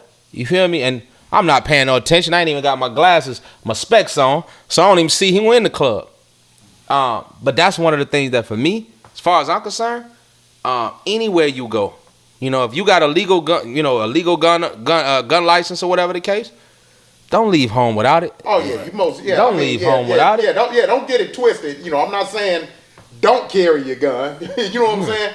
Yeah. I mean, carry it when you feel you don't need it, but just in case. Right. You know what I'm saying? It's better to carry it when you don't need it. You know what I'm saying? Because situations do happen and you do have it. It's better to have it and not need it. Don't carry it when you feel that you're going into a situation to where I'm going here. And if a motherfucker, I wish a nigga would look at me. Right. Don't carry it in no. I wish a motherfucker would. Right. Situation. Yeah, you know what I'm saying? Don't carry it in them situations. You know what I'm saying? Matter of fact, but stay strapped. If you're I wish a nigga would type nigga anyway, you don't even need a gun, sir. You need some counseling, sir. You need to, you know, come kick it and converse, get it off your chest. You know, let us know. Move to the mountains or something. Yeah, you know. You reminded me something I want to speak on too. I have a nephew in Chicago, and keep in mind I can understand his point of view because I used to be against handguns myself. He's a preacher, okay, and he drives a brand new Mercedes. And I was telling him since we started this group and I've been in this gun world, I'm surprised at how many preachers have conceal and carry classes for their entire congregation. Oh yeah. Okay. And then they have tactical training property where they teach those members tactical training and defensive shooting. And I was like, why don't we do that for black people in our churches in Chicago? And it's like, well, first of all, we're democratic. We don't believe in this, that, and other. And then I'm a church preacher. I'm anti-violent and whatever. And then it's like, we don't really need that. And then one morning I wake up on Facebook, and I've been talking with him about this gun thing for years since I started it. And he's like, I just don't agree with it. So one morning I wake up, I pick up my phone, and I look on Facebook, and I see that we should all go get our Conceal and Carry classes. I was carjacked yesterday. Chicago? Yeah, in Chicago. Yeah, they had an all-time high with that carjacking out there. Yeah. So, and I bring that point up to a lot of people are against guns, and even him being a preacher, but he quickly got on board when something happened to him. And the thing is, don't wait till it happens to you, because sometimes, you don't survive it. I know a lot of people.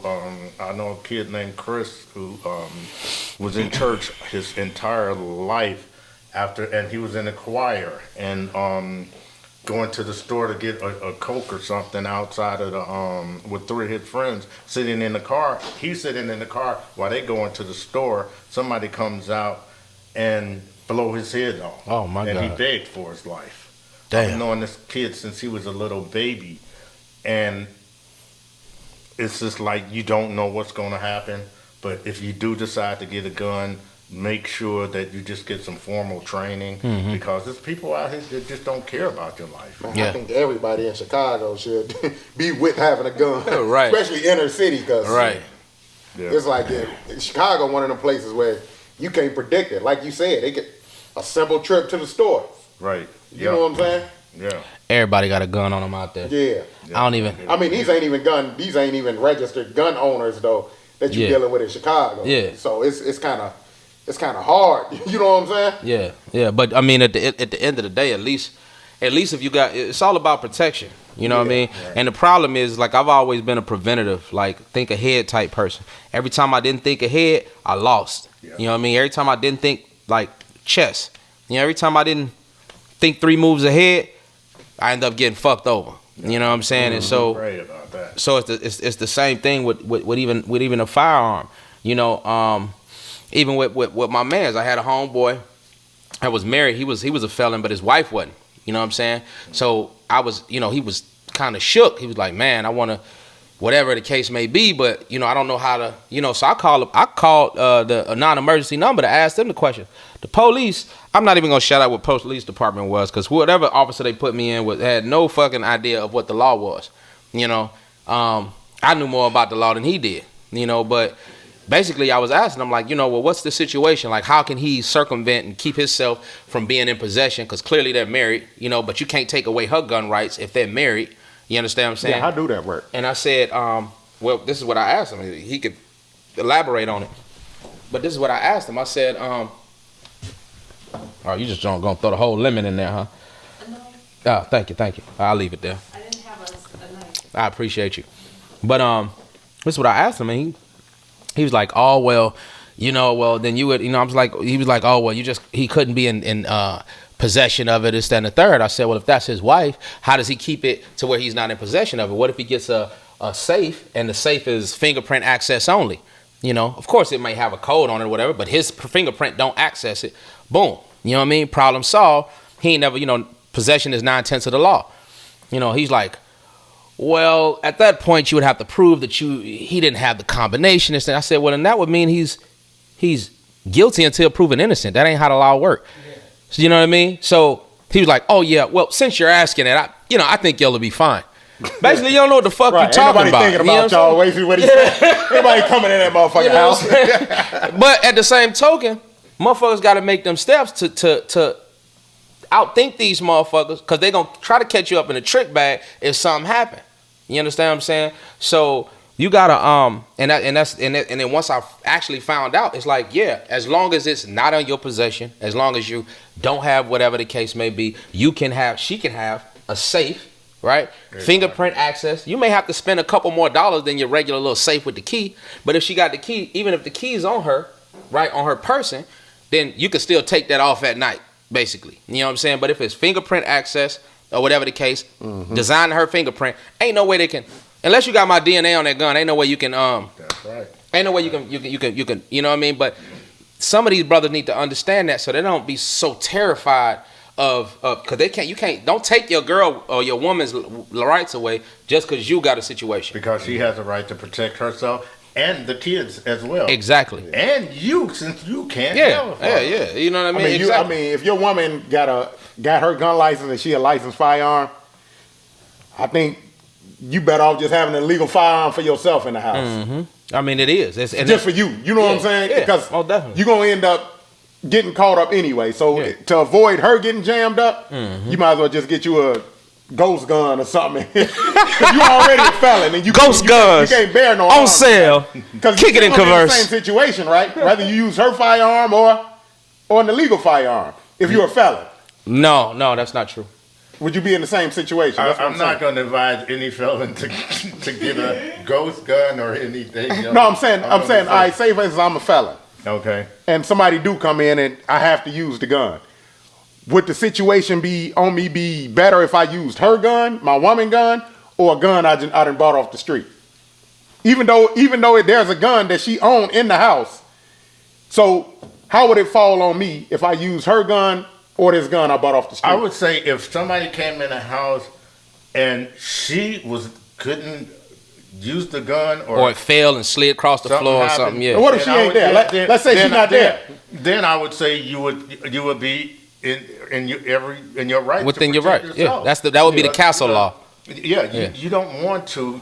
You can protect your life if she drops the gun or something happens. But I'm saying, right. What if I got access to this gun right here now though? I can't get to her gun because it's in the safe. Hold on, I'm gonna tell you exactly. How do that work? Hold on, I have a gun. But it's not legally. Yeah, it's not a legal gun. Well, the illegal guns. Are so would I be justified? That changes the dynamics. So basically, I'll be justified in the murder, but I won't be justified in this pistol case. Well, if you're a felon and you got an illegal gun, there's no real way to explain that. Exactly. No, I'm just saying. But I'm saying, what if my life is being threatened, and there's happened to be a gun here? I'm saying you have a need to live too. You have a right. Yeah, that's what to I'm saying. live. But they still may prosecute you for having that illegal. That's what I said. Yeah. That's what I'm saying. It'll still be a gun charge though. Right. Yeah. That's the point I was making. And so what I was saying, I was gonna tell you what a lawyer told me, which was that if it's all about, and they tell me this with any case, but it's all about the language. It's all about what you say, which is why most people lawyer up. Motherfuckers say you seem guilty or whatever. Lawyer up, because the shit that you say, when they say you have the right to remain silent, anything you say can and will be used against you, it does not say anything you say can and might be used against you. They say can and will, meaning we gonna use everything here to prosecute you. And keep in mind that they may not even say that until they collect all the evidence they can against you. Exactly.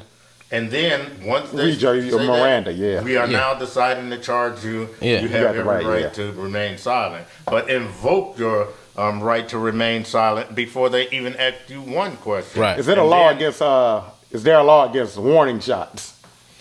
Warning shots, are pretty much illegal. Okay. And definitely unadvisable, because what goes up Come down. must come down. You can't fire.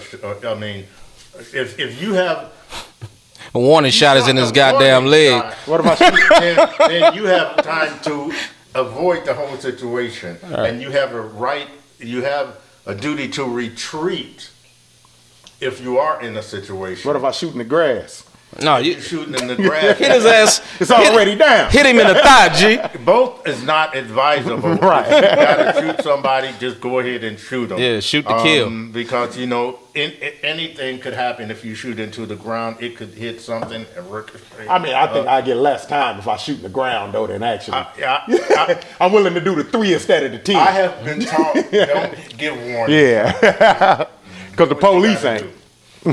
That's another reason why I can't believe that lady who fired 3 warning shots and then killed the person. I believe if it had You had time to get up out of there. if it had been me, then I would be in the penitentiary right now. Just like the guy, the the Somalian the police officer. Oh, slammed his They ass. slammed him.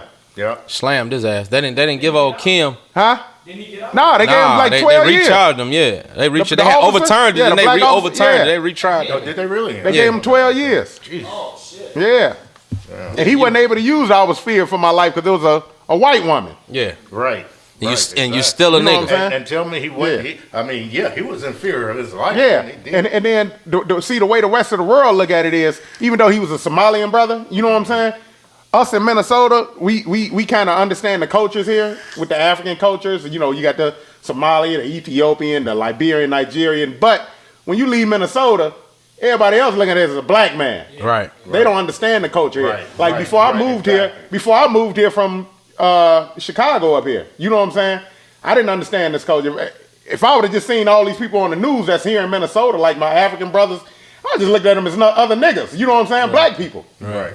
But since I got here, I understand the culture now. But the rest of the world, they see he's a Somalian guy with it. Everybody else looking at it like, oh, they did that black man. They gave that black man 12 years for shooting a white woman. You know what I'm saying? But that's just the way it is, though. That's the way the system looked at him. He a black man, and he shot a white woman. Right. At the end of the day. That is like folks who know the difference, like you said. There's gonna be other Somali people like, oh, they did that because he's smart, but like you said. Yeah. Everybody else, we looking at it like, I don't care where you're from in Africa. Yeah, Yeah. Just another black Yeah. dude here. Exactly. You just another nigga. Yeah, and that's the way the system looked at it. Because they don't really understand culture either. Yeah. You know what I'm saying? When they seen him in court, and you know, he don't look no different than me and you. You know what I'm saying? In court. Just like the white lady that shot the guy in her garage. You shoot old Daquan, clearly you was in fear for your life, man. You know what I mean? Yeah. Everything's on the up and up. We're not gonna charge you. Da. You feel me? But don't shoot Abigail. Don't be a officer of the law and shoot Abigail. It couldn't have been Keisha shooting Chad. Yeah. You know what I'm saying? Oh, you're going to jail. Yeah, Keisha couldn't shoot Chad for that. man. That shooting you guys were talking about, that happened in Minnesota? Yeah, that happened in Minnesota. This is like recently then? Yeah. Yeah, but yeah, not too long ago. I seen the White lady or Yeah, it was this year, wasn't it? Yeah. Yeah, this year. Yeah. somebody broke into her garage. When she went to does it investigate. matter if like whether a garage is attached or whether it's, you know what I'm saying, attached to your house or detached? Does that make a difference? I'm assuming it must have been detached. He said I'm just asking. she let off warning shots though, so apparently It was detached, but if it isn't detached, that's a part of your home. You're still not allowed to shoot anyone that comes into your house. Right. You have a duty to call the police and retreat to a safe location. And if that person comes into that location and threatens, and you feel threatened for your life, you can then defend yourself. You cannot leave Your home. one location to go to another location That's to right. investigate it. Yeah. Well, I mean, that's what they do in the scary movies anyway, though. yeah, she wanted to fire something up. And they hear something. They hear something in the basement. They're like, And Chad, she fired is that you? one shot. Lord. No, nigga, that's the monster. What you mean? No, that's why I was asking, because I mean, she left her home to go Into a to a detached detached, garage. yeah, to But a see, in a safe in the house. but again, everything is about, because they're all about legal terms and like the way you word things. So, like he said, if you're in a situation, the best thing to do is say, first of all, get USCCA. Yeah, USCCA. Don't say nothing. Call them. You understand what I'm saying? And get it in order, because it's all about the language. And most people think they talk, especially us. We think we slick as a can of oil. Motherfucker try to talk their way out of the situation. You talk yourself right into some bullshit. You be down at the county looking dumb as hell. You feel me? In them motherfucking orange jumpsuits. You know what I mean? With dude that done violated this motherfucking domestic, what was it? No contact order 5 times. You know what I'm saying? So, you know, just don't say nothing. And like you said, if you have the opportunity to retreat, or you know it's somewhere that, you know, is prone for bullshit or whatever the case, don't even go. Mm-hmm. But I don't believe in ever leaving the house without your firearm. Yeah. Ever. You know, I tell Bay that all the time. Hey, where you going? Go ahead, handle you know what I mean? Right. Figure your function out, because you don't know when it's going to happen. You know what I mean? It's girls and ladies, sisters, especially black women. You know what I mean? A lot of these black women coming up missing left and right. You know, that one white girl end up disappearing. Man, it was like a goddamn national campaign. You would have thought it was. They was covering that shit like the war in Ukraine. Yeah, they were. Quick too. You know what I mean? Yeah, they Quick. And Quick. talking about for somebody who could have been anywhere in the country. Yeah. Talking about, she could have been from Florida to Montana. I'm sitting there like, damn. Yeah, she could have went on a wild drug sex binge, whatever. They made sure they found out what the fuck was going on instantly. Yes, they did. You know what I mean? But like you said, old Keisha, Yeah, don't work all we like got that. is paper flies around this motherfucker. Yeah, and it's Yeah. the community trying to find Yeah, it. Right. you feel me? Yeah, it's the community on top of it. Nobody got it. You know what I'm saying? Police like, man, if you hear something, let us know. Straight up. If you see something, say something. Yeah, looking yeah. ass I mean, nigga. we circled the block a few times, Yeah, but we ain't see her outside. So yeah, we ain't see shit. we Was think she on any drugs? You know, she'll be alright. Yeah, Straight up. Whole time she trying to tap Morris code in somebody's basement. straight up. She right here. Motherfucker. Yeah, you know what I'm saying? So yeah, that's the best they gonna do. Yeah, you know, you hit us. Here, take this car. You know, we ain't about to use all our helicopter fuel on on Keisha. Oh, you know what I mean? Did you see gas prices? Yeah. You think we about to just be patrolling shit? Gas $5 a gallon. Patrolling got expensive. Nigga. Yeah, y'all better, you know, just give us a call. Here go a card. Call us when y'all find us. How Straight about up. that? So, man, Yeah, this was a, you know, I really enjoyed this sit down. You know what I'm saying? Yeah, me too, man. Yeah, I did too. Yeah, we touched, you know, some bases on that, especially being here in Minnesota, because Yeah. you know, like a lot of states is, you know, stand your ground. Well, I'm not even sure if it's a lot of states, but we all know that Minnesota most definitely not a stand your ground. But we need to be one. yeah, we need you know, to I be think one. stand your ground should be law. Period. Yeah, that should be You know what I'm federal saying? law. It should be federal law. Stand Yeah. your ground. You know what I'm saying? I mean, it could be like stipulations to the stand your ground, but it should be a stand your ground Now law. hold on, I want in that. place. I want that Florida stand your ground. No, that law. motherfucker spit on you. I want, boy. yeah, I want that Florida. I want that Florida stand Yeah. your ground law. Yeah, you motherfucker- understand? Oh damn, yeah, we just got cut short, but yeah, No, you good. Florida is basically motherfucker act like they gonna spit on you. You can shoot them. Hey man, look, hey, stay the fuck out my face. Boy, I slapped it. Bah! Yeah, nigga, Raise you was your gonna hand. do what? Yeah, now you leaking. I'll be honest with you, things escalate so quick with people that don't have a legal right to carry guns that the people that do have a right to carry They got too many guns, restrictions. it's like it's scary because there's an unequal balance. Yeah. And somebody kids nowadays will pull out their gun in a second Yeah. and shoot you. Quick. That's what I was saying. All it take, But- it don't even take one word. And yeah, that's right. Yeah. And the advantage that I think we have against them is we get to go to the gun range and we get to practice. Yeah, true. We get to I practice as much as I possibly can, because if that situation comes up and somebody starts shooting like this and I'm shooting like this, Yeah. I'll probably hit them faster than they hit me. So do But Chicago hopefully got it never happens. Chicago got sort of a stand, because I done seen cases in Chicago where somebody ran up on somebody and they shot him. And they got off. I'm telling you, Yeah. Chicago is crazy. Yeah, it's like they like, we know it's a law you can't, but Yeah. it's cool. We understand. gonna give you a pass on this one, I my think boy. that's how it is in Chicago. Yeah, we're gonna give you a pass on this one, my boy. I've seen the situation where a guy had just got coming from doing some tactical training, and he has his child with him, and somebody started shooting at him, and they were peeking their head from around a building, and he was able to shoot him Picked him straight right in the off, head, quick, and I was like, good for you. You know, so, like I tell gun owners, I have met a lot of gun owners that will buy a gun and think that's it. I'm safe. I got something. But if you don't get any additional training, if you don't go to the gun range at least once a month, I would say, or you just sit your gun on the shelf, because I took somebody to the gun range when we started the group, and he had a Glock 19 that had been sitting on the shelf for about 5 or 6 years, had never been cleaned, Oh, and the yeah, thing that was build just up. malfunctioning. And I was like, well, do you know how to clean it? Hold No, I on. don't. You said it was sitting on the shelf since when? For about 4 or 5 years, he told me. It was just sitting. He just bought it and put it down in the shelf. So what was the build up? Dust and I think it just Condensation, moisture dust in or your house. whatever. You know, moisture collect. Build up. it was malfunctioning because of that. He was having, it was like every 3 or 4 shots, it was jamming up, and I'm like, what? What this nigga have a high point?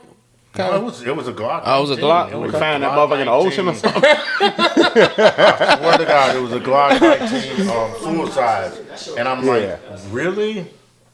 So, you know, he had shot it, but I guess he just decided he didn't need whatever. Maybe he shot it enough time where it had some gunpowder in there, and then the rest was just dust and dryness or what have you. But yeah, I was surprised, and he told me he never cleaned it, because anytime a Glock jam up, I'm really skeptical of something. What you been doing? Yeah, because Glocks don't really jam usually. Glock do not jam. Yeah, easy. I just pray, I just always pray that I ain't got to take it there. You know what I'm saying? Yeah. With nobody. You know what I'm saying? Mm-hmm. Right. It's just something that you don't want to, you know. Yeah, I definitely don't want to have to be in the situation personally ever. Yeah. You know, I just look at it like, you know, everybody got to die. You know what I'm saying? Shit, you first. You know what I'm saying? I'm not, you know what I'm saying? I'm not going. Period. Like, you know, I done survived too much shit. I got too much to still do. We got too much to do. Right. We got kids to raise. I ain't out here smacking the skin off nobody's face no more. Kids and grandkids we have to be. Yeah. Family, period. I mean, people close to you, all that. Don't nobody want to see you go. Yeah. You know what I'm saying? Yeah. Right. Whether it's jail or hell, no matter what, don't nobody want to see you go there. You know, so and that's why, I mean, just like I was, you know, how we speaking on other podcasts. That's why I always say, like, if I'm ever in a situation to where I know somebody want to do something to me, because first of all, I'm not in the streets no more. Right. I'm not out here actively fucking with nobody to where somebody shit want to kill me. I'm a civilian, you know sir. I am most definitely a civilian. So if I'm ever in a situation to where I know somebody feel that I feel that somebody at me like that, I'm gonna notify the police first and foremost. Right. I'm going to go to the police. I'm letting everybody know I'm going to the police first and foremost. Right. Just to let them know. And I'm gonna give them their name. I'm all of that. I'm like such and such and such and such a. He said he want to do something to me. You know what I'm saying? Now I'm willing to go to jail behind it. I most definitely is. Right. You know what I'm saying? And if he get me, I hope he willing to go to jail behind it too. You know where to go. You know what I'm saying? Because they know to come looking for you. You know what I'm saying? Yeah. Right. And if I have to, I'm just building my case already. Exactly. I'm starting my case right now. You know what I'm saying? So if I have to have my day in court, look, I went to the police. I said this, blah, blah, blah, blah, this, that, and the other. I'm not a killer, but don't push me. You know what I'm saying? I'm running with that. Right. You know what I'm saying? I'm not out here. Shout out to Tupac. I'm not out here hawking nobody down. I'm not out here taunting nobody to where they want. So I'm willing to go with whatever. You know what I'm saying? I'm willing to take this case if I have to. I'm willing to fight this case if I have to. I'm willing to go to jail if I have to. Same here. Cause I got these kids. I got people who love me. You know what I'm saying? So if you want to kill me, it's pretty much for nothing. Yeah. You know what I'm saying? I don't owe you no money. You know what I'm saying? And you're not I ain't gonna in the streets. We ain't in the game. We ain't in none of that. You ain't gonna harm me or my family. If you want to kill me over an argument, or I ain't let you hold me out or something like that, or you felt you can talk to me any old kind of way, and I ain't accept it, it is what it is. You know, I'm notifying the police first. If I got time, if it happened at a club, if it happened at a club, I get into it with somebody, I may have to go ask them. I may have to put a team together, man. What was the dude named I got into it with last night? You know him? Oh, Kevin? Oh, okay. Huddle up. Yeah, let me go over there to the police station and let them know that, you know, I got into it with dude Kevin at the club last night, blah, blah, blah, because, you know, I heard he was talking like, you know, he gonna do something to me. Yeah, he seemed quite believable. Yeah, so y'all can call it what you want to call it. But he seemed quite believable. So yeah. I heard he was a shooter. He was a real hitter. Yeah, I heard he killed for less. So hey, let me, you know, shot a nigga over some Newports. Yeah, that nigga on my ass. So you know, let me let it be known. They said you see something, say something. Yeah, so I'm willing to go there with it. You know what I'm saying? I'm gonna just cover my own ass. You know, because I'm far from a hoe. You know what I'm saying? Hey, but you know, you gotta laugh at it, but at the same token, it's a serious situation, and I feel like, you know, I pray everybody safe and see tomorrow. But clearly, we know everybody ain't gonna see tomorrow. You know, it's gonna be some bullshit today, tomorrow, next week. You understand what I'm saying? And unfortunately, because like you said, this gun violence, this shit is out of control. And now at this point, because at first, maybe back in the 70s, 80s, early 90s. No, I wouldn't even say early 90s because that was post crack hitting. Like before crack, before crack hit, you might have had a chance to get all the guns off the street. Now, like I'm with the Republicans on that one. The only way to stop a bad guy with a gun is a good guy with a gun. Period. You know what I mean? At the end of the day, like you can't, you having these mass, and that's what one thing I was looking at. You having all these mass shootings, because I was telling Bay, we be having these conversations, and I be like, they be going into soft targets all the time. They don't never go into a hard target, right? You don't never see no motherfucker that's going to kill 15 people or 30 people or whatever the fuck they killed. Dude that was in Vegas. You don't never see him walking to the police station. Yeah. All them niggas got guns. Right. You feel me? You don't never see a motherfucker in Texas. When last time you heard about a motherfucking mass shooting in Texas? The last time that Sutherland, and there was a dude who was legally able to carry. When was that? Sutherland, Texas. That black dude that time? No, it was a white dude. Oh, okay. That was Dallas. I don't know. You talking about Dallas where he killed the police? No, I'm not talking. He saved civilians. Is what I'm saying. I'm not saying that he went. No, I'm talking about somebody that's coming to just kill innocent folks. You know what I'm saying? Like dude that sat down with the parishioners. You know what I mean? The little, I don't even want to say his name, give him no clout, but they took him to Burger King after that. The little white boy, the little racist little KKK motherfucker. You understand what I'm saying? But the thing is when Buddy get on that bullshit, he's not going in nowhere where he knows it's gonna be a firefight. Even these motherfuckers that walking in these schools, which is why me personally, a lot of people didn't agree with me. I said this at the shop and they all fucking got in the uproar and shit. But I said I believe personally they should arm these teachers. You know what I mean? Or they should give the teachers the option to be armed. You know what I mean? Mandatory classes, certain shit you got to take weekly or whatever the case, but give you also a pay raise. Give you a $10,000 to $15,000 pay raise. You feel me? Because having that little motherfucking, me sending my kids, our sons, to school, and the only thing that's protecting them from a mass shooter is this wooden door with these bogus ass locks they got on it that anybody could kick in. No, I'm not okay with that. I'd rather at least have somebody that's responsible on the other end with a firearm, some type of firearm, to at least return fire and even occupy them enough to let some other motherfuckers get out.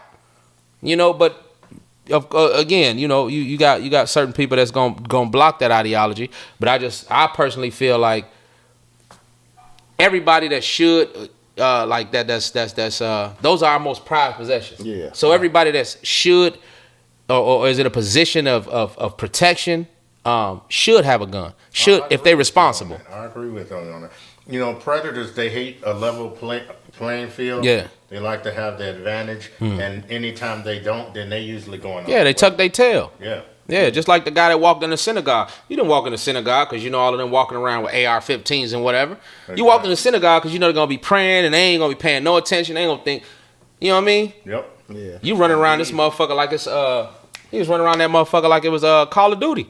You know what I mean? Like it was GoldenEye or some shit. This shit was sad, man. I seen this shit online. I'm like, this shit crazy. But it put something in me to me like, man, if just somebody would have had a gun to just occupy him for a second. Or even hit him once or twice. You know what I'm saying? Or at least occupy him so people can, you hear them gunshots going off. Yeah. You feel me? People screaming and hollering. But by the time usually that's happening, he's already in your room. You know what I mean? By the time you hear the screaming and hollering, he already in your room moving through the building. Yeah. With extra rounds of ammo and doing all that extra shit and, reloading and it's just sad. They got the Columbine shooting. Yeah. They had indicted like a group of kids that was supposed to they was plotting on doing the 25th anniversary. Yeah. They caught them before it happened. Because I don't even think it's been 25 years. I think it's getting ready to be 25 years. Yeah. But yeah, they was plotting on doing the 25. Wow. This a whole nother group of kids. Wow. Yeah, it was plotting on doing the 25th year anniversary, going to shoot that school up. Yeah, but they caught them before that shit happened. So yeah, we got it. That's another thing, man. As far as this parenting shit, pay attention to your goddamn kids, man. Pay attention to your kids, man. Like, we used to talk about white folks, you know what I'm saying? White folks leaving little Billy in the motherfucking room, this nigga in there building a bomb. You get out of my fucking room, mom, all that shit. The Molotov yeah, cocktails. you know what I'm saying? Like, this is my space, this is my personal space type shit. Like, now, us, black folks, we gotta watch our kids. You gotta watch your kids, because a lot of y'all put these kids in front of YouTube. Y'all set them in front of goddamn I don't know, what's the other shit they be watching? TikTok, all that shit. You know, they had a social media itself. Yeah, that's how the one little girl, she ended up shooting her cousin in the head. She was playing with the gun, found it at a party, went in the bathroom with him, and they was, I think, doing like the who won't smoke challenge. You know what I'm saying? Which is some little fucking game or TikTok shit that was going on. Yeah, no, it wasn't here. I said this was recently? This is recently. Okay. And then she shot her cousin accidentally. The gun went off when you was talking about hair triggers. That's probably what happened. She shot the gun. She didn't know what the fuck she was doing. Clearly grabbed the trigger. Shot him in the head, dropped the gun, went to go pick up the gun and shot herself in the head. Killed both of them dead. Damn. You know, it was on the news and it was on live I hear though. about that shit. Okay. They was on live though at the time. You know what I'm saying? And you know, it was just horrifying, but y'all not paying no attention. You know, you got gun owners. Clearly somebody left their gun around. Right. You know what I mean? Somebody left their gun around for these. Y'all busy partying and drinking. Y'all left y'all gun around. Kids is going to get into shit. Teenagers going to get into shit no matter how much you trust them. And a lot of people just is not. A nosy parent is a good parent. You know, check their rooms, check their drawers, check under their beds. You feel me? Check their clothes. Check whatever the fuck you want. Because guess what? You pay the bills. Stop being your kid's friend and be a parent. That's right. You know, because it's too many more. Ain't no motherfucking way your child should be having a gun in your house and you don't know. Yeah. Period. Because I most definitely had one in the house and my parents ain't know. Hey, but, and look, it's crazy though. Now that I think about it, I remember. It was a cat, right? I remember we was at, you know, this is in Chicago, so it was like a little, you know, little situations we was having over here in this little neighborhood. Whatever. I'm shorty, right? I'm probably like 16, 15, maybe 16. So we go over here, we holler at the old cat. You know, I'm like, man, this cat's over. You know, we over here trying to serve over here. Right. You know, we trying to serve. So I'm like, man, we having little issues over here. We need iron over here. Right. You know what I'm saying? Right. So my man like, don't even worry about it, youngin. He give me a 38. Big old long Smith & Wesson, Billy the Kid ass. That nigga, that big ass, that 38 the Joker had. So, you know, but and the motherfucking chamber didn't spin though. So every time you shoot it, you gotta spin it yourself. Yeah. So I'm like, hey, it is what it is. It's something, you know what I'm saying? This bitch gonna pop at least once. So so I remember one day, right? So one of my other partners like, you know, you a shorty, you got a gun, you want to show it off, whatever. You know what I'm saying? Yeah, strap now. Right. So my buddy come. I'm like, I go in the crib, I go get the gun. I'm like, let him come around here now. Right. You know what I'm saying? Right. We good. We good. You know what I'm saying? And then, man, I thought I took the bullets out though. Yeah. You know what I'm saying? I thought I took the bullets out. Yeah. So I remember we had like, you know, in the gang we had a building or whatever. I'm showing him the gun, whatever. So he's like, blah, blah, blah. You know, we talk for a minute. I go to take the gun back in the house. You know what I'm saying? So my mom ain't never know about this. And I probably, you know, Mom, sorry. But I go back in the house, right? So I used to keep the gun in my drawer, like up under my clothes or whatever. So as when I went back in the house, I remember I tucked the gun. You know what I'm saying? So when I go back in the house, I'm pulling the gun out. So when I pull the gun out, I just trigger. Yeah, I just squeezed the trigger just to click it. Yeah. Bow! That motherfucker went off in the house. You know what I'm saying? Right. I jumped like a motherfucker. You know what I'm saying? But all right, you know where the wall and the ceiling meet at though? Yeah. That corner where the wall. So the bullet went straight through, right in the corner where the wall and the ceiling meet. Right. You know what I'm saying? So my mama ain't never noticed. You know, it's just a hole right there. It ain't like it went to the. Right. And then we on the first floor. Yeah. You know what I'm saying? This motherfuckers live above us, you know what I'm saying? Okay. And all that. And that motherfucker went straight through the motherfucking corner of the wall. You know what I'm saying? Mm-hmm. I'm like, damn. So I looked at the gun, fully loaded. I'm like, man, I could have sworn I took these ready motherfuckers. For action. Yeah, I thought I took the bullets out. Good thing that y'all didn't get playing with that motherfucker. Yeah, That's what motherfuckers do. I fuck around, blew my man's, Yeah, blew his top off. Yeah, you know what I'm saying? Or your own shit. Yeah. Shout out to my man Bo. You know what I'm saying? That's what I was talking to, my man Bo. Shout out to Bo. Yeah, you know who you are, Bo. You know what I'm saying? I ain't gonna say your real name. Everybody know you. Yeah. I usually advise every gun owner to teach your kids about gun safety. Teach them the 4 rules of gun ownership. That's never point a firearm in the direction of anybody or anything you wouldn't be willing to kill or destroy. always assume a firearm is loaded. It's loaded, yeah. If you always treat it like it's loaded, you're always gonna think it's loaded. Yeah. Right. You know, keep your finger off the trigger at all times Until you're ready to fire. until you're ready to fire and have your target in sight. Because I And believe your that target every and what's hood, beyond your target. Right. I believe in every hood. And I mean, probably not even mainly every hood, but I'm pretty sure it happened in, you know, white neighborhoods, communities, and all that stuff too.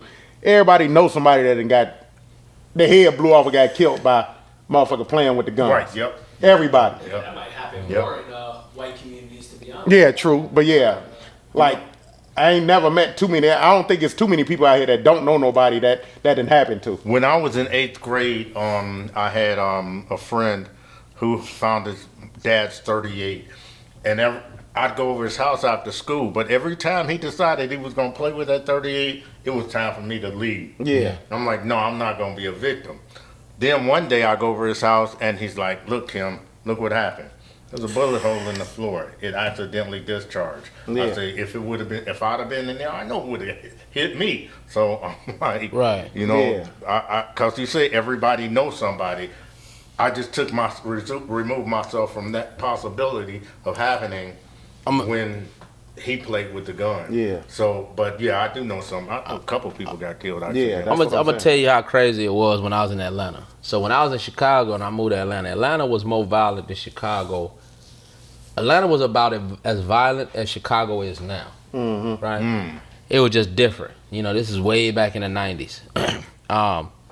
And this is, you know, this is not Atlanta like, I'm talking Decatur, College Park, you know. Yeah, it's this not before Atlanta downtown became what Atlanta is Right, now. Yeah. You know, but it was gunshots every night. We was used to it. Roaches, all that, Carver Homes, Perry Homes, Terry, you know, they tore all that shit down. But motherfuckers sleeping in the bathtub type shit. But we used to walk around our neighborhood and we would find AK shells, shotgun shells, all around the crib. Like you literally could walk from here to the stop sign, you'll find 10 bullets. You know what I mean? Like basically motherfucker was trying to load a gun type shit and dropped a bunch of bullets or some shit. Yeah. It was just all over the place. And what we used to do, and this is how crazy, this is what I say, you gotta watch these kids. You know what I mean? Cause I remember my dumb ass should be dead. You know what I mean? My dumb ass should be dead. I remember we used to do shit like we find the bullets. I remember we tape one onto the for the purposes of Kick It and Converse and Liability, don't try none of this shit at Right, home. yeah. Okay. Young disclaimer. Yeah, this is a real quick disclaimer. This shit will kill you. You understand? But I remember we tied a motherfucking I think it was a 38 bullet we found onto the back of the to the front of a BB gun, right? Now they come outside because I had gave it to the homies, you know what I mean, to the little friends and shit running around. My mama let me outside. We come outside. We done scotch taped this motherfucker to the front of the goddamn BB gun. Pow! Fired this motherfucker off. We don't know where this bullet went. Now we was aiming at a window that we knew was an abandoned apartment. Mm-hmm. That motherfucker never hit the window. I don't know where the fuck it went. We don't know where the shell went. We don't know where the bullet went. Didn't work. You know what I mean? Right. Ended up getting one of the found an AK. I made like a zip gun. Retarded shit. You know what I mean? But this is what kids do. Yeah, I know. We found a motherfucking AK bullet. Now, why the fuck we did this, I wouldn't fucking know. And we sat this motherfucker on the ground, found a big ass rock, and happened to smash this bitch from the top. Shit went off. It's 5 of us standing around. It went off? It went off. I don't know how the fuck none of us got hit. I remember one time we was trying to make a bullet go off. It was like an AK bullet. Like, Yeah. We was doing all type of shit. That motherfucker didn't go off. I swear we was trying to make God was this like, motherfucker nah, just- these little trying niggas to too make dumb. this motherfucker Nigga, shoot. Oh shit. it ain't none of their time yet. Looking out for you. Yeah. They was we looking trying to out shoot. for us. No kid. I remember one time we was on BS one time, right? Going to get on some nonsense. Yeah. You know, this back in Chicago. And I remember, I don't know what my man, he thought we was in some type of movie or some shit. You know what I'm saying? So we going to grab the pistols, grab the guns right here, the sawed off Gage. Yeah. This nigga grabbed the guns. My bro over there, he grabbed the Gage. He like, here, that's you right there. Threw it over there to him. And he catch it. Boom, that motherfucker went off. Damn. We outside. Yeah. We go, we had him outside. He throw it over there to him. Here, there you go. Threw it over like we in a fucking movie. Come on, man. Right. And when He called think I he guess, Desperado. At the trigger, you know what I'm saying? The whole game, it was boom. You know Young what I'm saying? Desperado. Yeah. Yeah. Like that motherfucker could have hit any. It was buckshots in that motherfucker. Yeah. You know what I'm saying? Yeah, that's But them motherfuckers like all hit the ground though. yeah, luckily. Yeah. That's why I say, man, it's you gotta watch, cause you know, don't get me wrong, like my mama did the best she could. You know what I'm saying? My mama did the best she could, but you know, she gotta work 2 jobs. You know, Right. Luckily for my girl, she ain't gotta work 2 jobs. Yeah. You know what I mean? But you gotta think, like these single parent moms. I understand y'all struggle. Yeah, First, I salute single I parent salute moms. your struggle. I will never know what it feels like to be you. Me and Bay just had this conversation about empathy versus, you know, I will never understand what it's like to be you. But what I do know is that you can't be everywhere all the time. Yeah. You know what I'm saying? And it's not your fault, and I understand that. But you gotta be nosy. You gotta be nosy. You gotta be in your kid's shit. You gotta be asking them what the fuck is going on. And if your kids stop talking, there's a problem. But most of them doing what they got to do though. It's Yeah. just the ones that slip through the cracks that just make it so, make it so bad for everybody else. You know what I'm saying?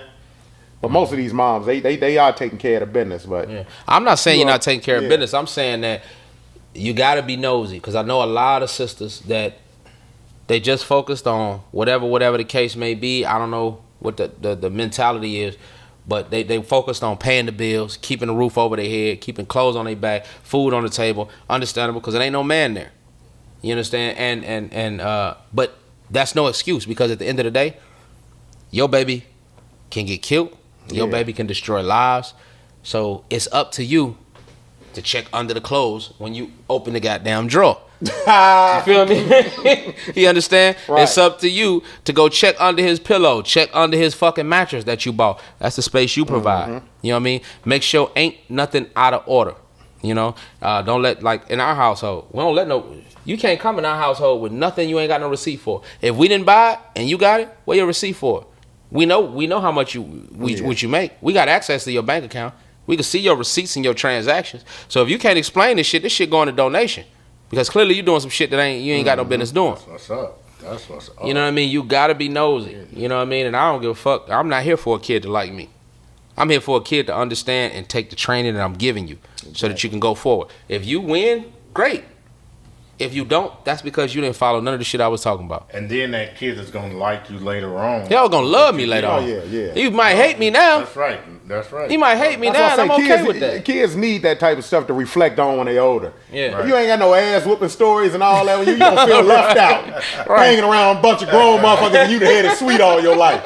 And like, damn, I ain't shit never had. I ain't never get my ass whooped. I ain't got no remember that time. You said extension cord. Yeah, niggas ain't got no remember that times. You ain't got none. You just had it, just smooth sailing, huh? You Donald Trump out there. Oh man, go do something. Go slap pops or something, man, and have them whoop your ass or something. Get that shit under your belt so you have some shit to talk about when you get older. Something you can talk about with the grandkids or the kids. Yeah. You know what I'm saying? You gotta have some need stories that. to share. But it's real shit, because like I said, like even with Shorty and them, I tell them all the time, you may not like me, I don't give a fuck. I don't got no 13, 14. That ain't what you there for. That's not what I'm here for. I don't got no 12, 13. Guess what I'm here for?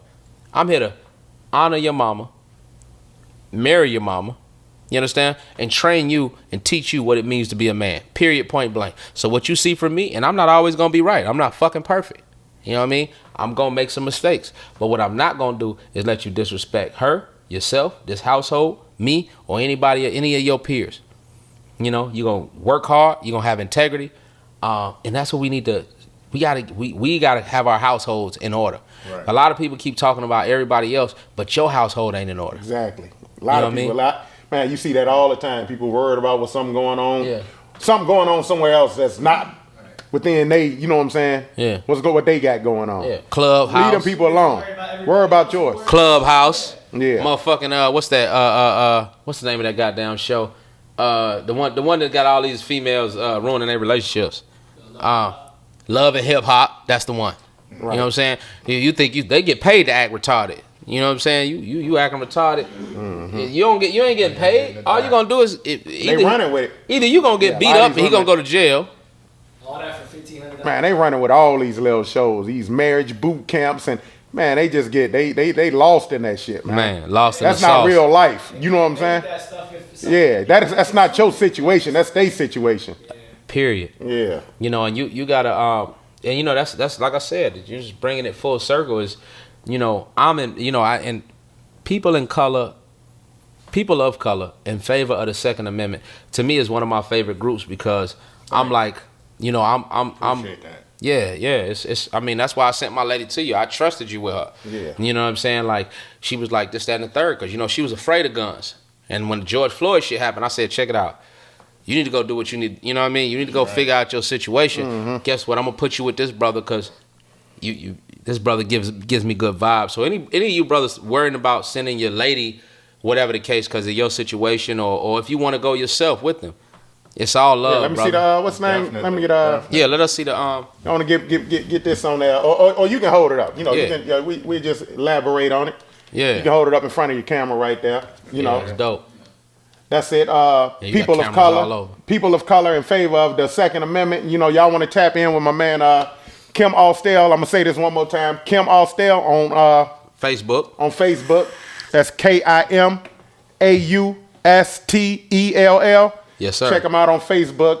Y'all can tap in with them. You know, they up to what you say? Almost 5,000 members. Well, we at 5,000 now. Okay. I took this last month. Yeah. Yeah. Go on and join the group. Tap in. You know, y'all got any questions? You want to get to know anything about your Second Amendment right? You know what I'm saying? As Yeah. far as these firearms go.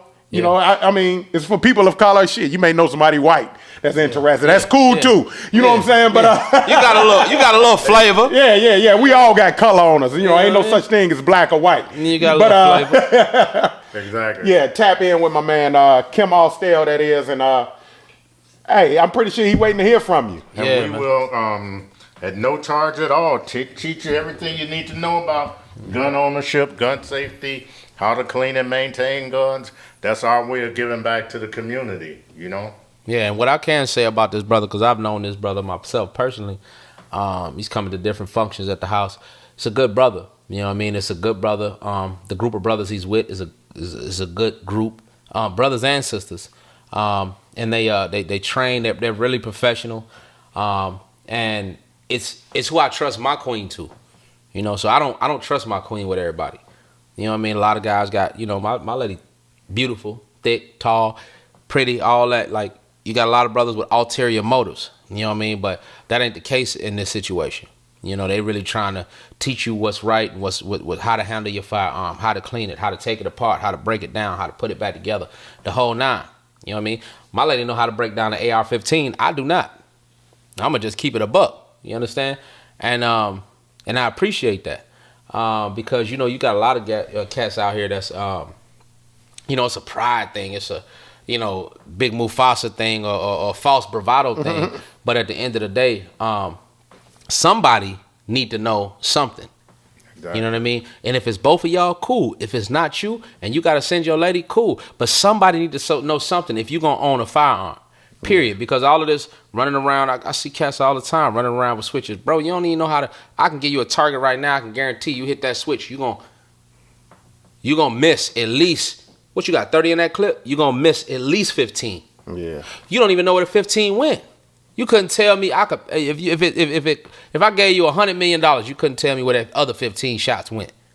You know what I mean? And we got to get back to the point of community and being honest with one another. You know, being honest with one another and telling each other the truth.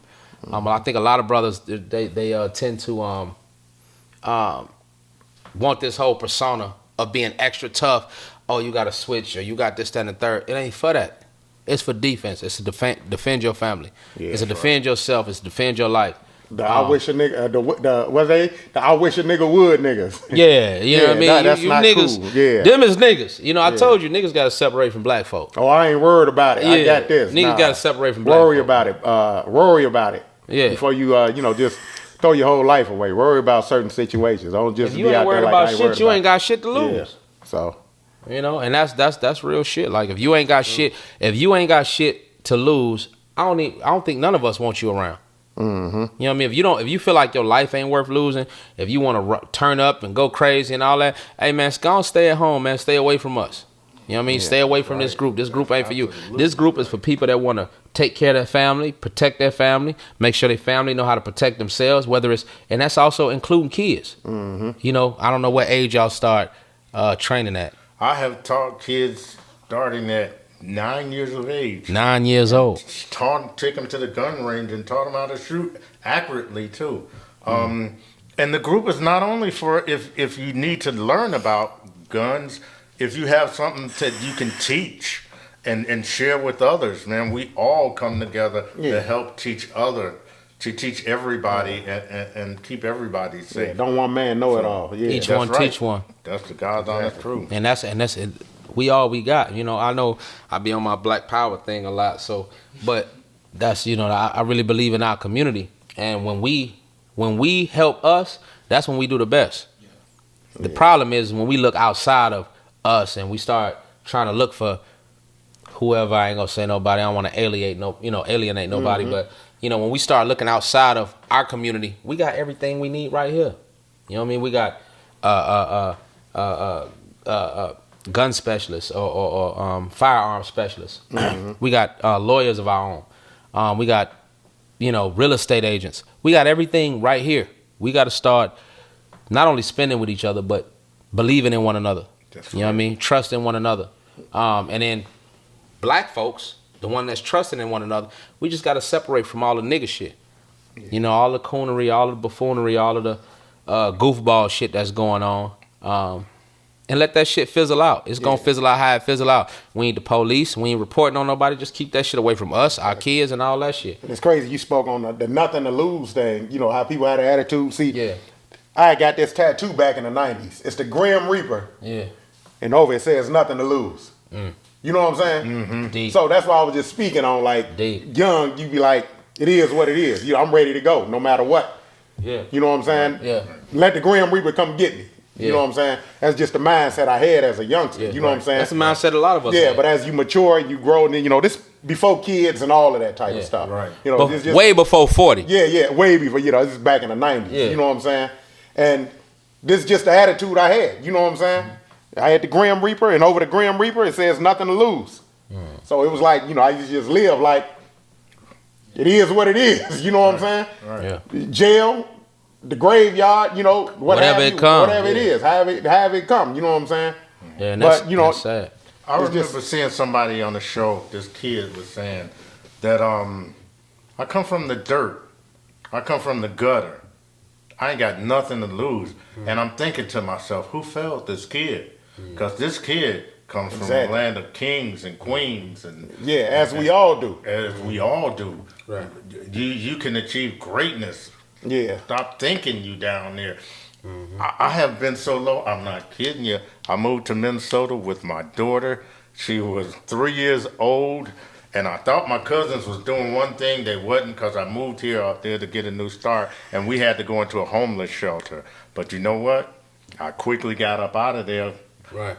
I got a house, a car, handled good job, handled my business. Right. Now you waiting for his retirement. Yeah. That's where you. That's the end game. Yeah. Exactly. I salute that, brother. Yeah, most definitely. I mean? You got so many people, man. That and that's just to show you. You know, you got a lot of success stories, man, of people that coming from the bottom. And me and myself, I'm not even gonna cap. I never came from the bottom. You know what I mean? Like me personally. You know, I never really had a silver spoon, but I was more involved in the excitement. I was excited to do certain stupid shit. You know, like even my homeboys that did come from it, they're like, man, what the fuck is you out here? And I would say that too. It was like, you know, I didn't have it bad, but it was like, it's like you start gaining a certain kind of love for the group that you with. Yeah. You know what I'm saying? So I think I got caught up with that. You know what I'm saying? Having love for my entourage, my guys who I'm with every day. To whereas, you know, you get to a point where you feel like y'all got to hold this down and we all we got, you know what I'm saying? Type of lifestyle. And I think like a lot of that got caught up in that young. Like, this is us. We gonna hold this down. Right. Like, you know, I'm ready for whatever for my guys. Whole time you got a whole loving family at home. Exactly. These niggas ain't got no mama, no daddy, no nothing. I'm so caught up with these ones I'm with every day. You know what I'm saying? So I think a lot of us get caught up in that too. You know what I'm saying? And then at the end of the day, stuff go down, you know, a lot of them ain't gonna be there for you. At all. No, pause. Hold on. None of them gonna be there for you. I want to make this real clear. Because when I got locked up, nobody was there. Only person that was there was my mama. You know what I mean? That's exactly who I was calling. That's it. I called, and I had to stop. I had to tell my mama to stop come visit me. You know what I mean? Because I would call her because it made the time long, made the time hard. You know what I mean? But I would call her on holidays or when there was like a snowstorm or some type of storm, just to make sure she was straight. But other than that, I wouldn't even think about the outside. Yeah. But I can guarantee you my books was always full. I guarantee you I never missed a day of canteen. Why? Because of her. You know, so the majority of y'all that's gonna go in, you gonna understand soon, hopefully. You know, I hope you choose a different path, but you're gonna understand the only motherfucker that's gonna be there for you is your mama. That single parent mama that you didn't listen to, that you disrespected, that you screamed on or whatever the case may be and left, that's gonna be the one that's there for you. All the homeboys, whatever set you claiming. It's a facade. Ain't nobody gonna be there. A lot of them gonna be trying to fuck your baby mama. A lot of it is just stuff that's going on in the moment of that lifestyle. You know what I'm saying? Mm-hmm. I mean, I do have like a couple of partners that I know that'll hold me down. You know what I'm saying? But it ain't to that point to whereas, you know what I'm saying, I expected that. You know what I'm saying? A lot of us just get lost in this street life and think that this, that, and the other, and you get jammed up, and them guys ain't gonna be there for you. I don't even think it's we get lost in the street life. I think we get lost because we searching for what we don't have. Right? So a lot of us searching for the father figure, the family essence we don't feel. And not only is that, it's the stuff that we want that we don't need. That we want, right? Exactly. That we think we need. Yeah. You get caught up in that. You want this, but you don't need that. Yeah, you don't need that shit at all. You really don't. Yeah, big and facts. as you mature, you realize that. Yeah. And that's, you know, and it's you know, we really talking to the young boys right now. Yeah. You know what I'm saying? We done been there. We done been there. You know, I'm speaking from experience. I ain't Same speaking here. on what somebody told me or some movie I Yeah, watched. right. You know Some what I'm book saying? I read. Yeah. Nah, nigga. Mean, this I went through it. on, you know what I'm saying? And I'm lucky to be here. You know what I'm saying? Yeah, blessed. I'm most definitely blessed and lucky, you know, because it didn't I didn't have to be here right now. You know what I'm saying? Right. Too many situations. I ain't never been shot or nothing, but plenty of situations where I still could have been shot. You know what I'm saying? That I just walked out unscathed. You know what I'm saying? So and that's proof.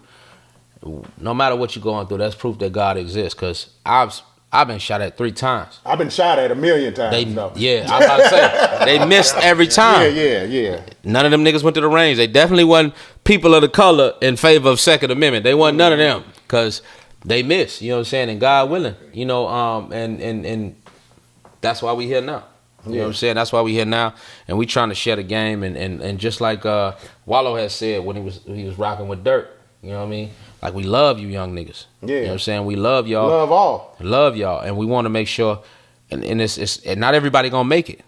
We just gonna be 100. Not everybody gonna make it. And it's about to get hot. It's about to get warm. Ooh, it's finna get Man, it's spicy. a lot of people. A lot of people ain't gonna see 23. You know what I'm saying? I mean, we not guaranteed to see 23. 2023. We not ain't nobody here guaranteed. Yeah. You know what I'm saying? Yeah. So it's gonna be a lot of lost ones for nothing, but it's gonna be a lot of them lost for nothing though. Yeah. Right. You know what I'm saying?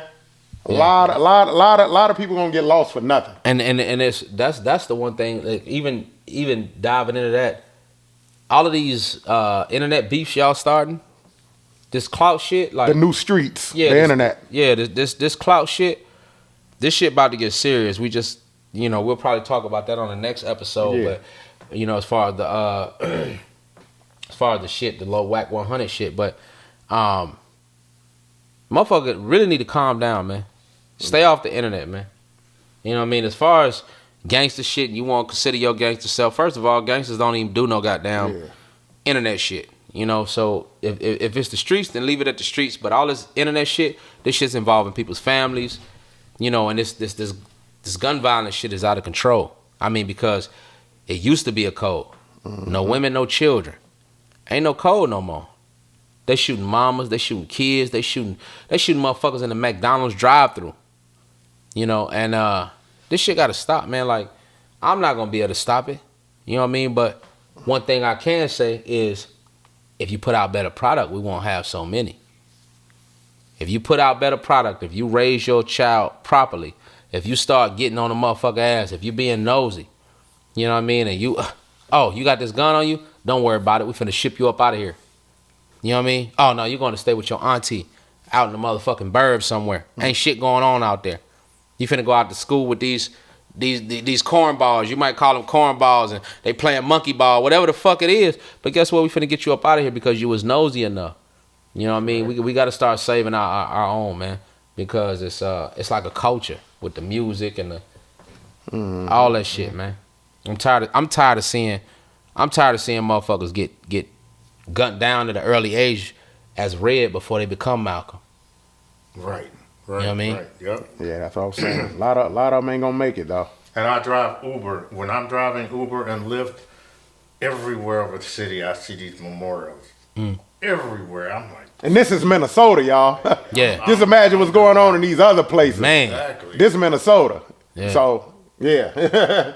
Exactly. Yeah, I know a lot of y'all ain't up on Minnesota, but this is just Minnesota. Yeah. And this is the type of stuff that's going on here. Yeah. So imagine what's going on elsewhere in these other high crime areas. Yeah. When it's warm year round. Yeah. They talking about 50 degrees is cold. Yeah. We walking around this motherfucking t-shirts.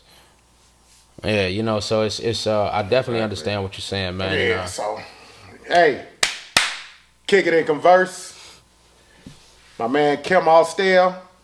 I'm Self the Artist. Say it again.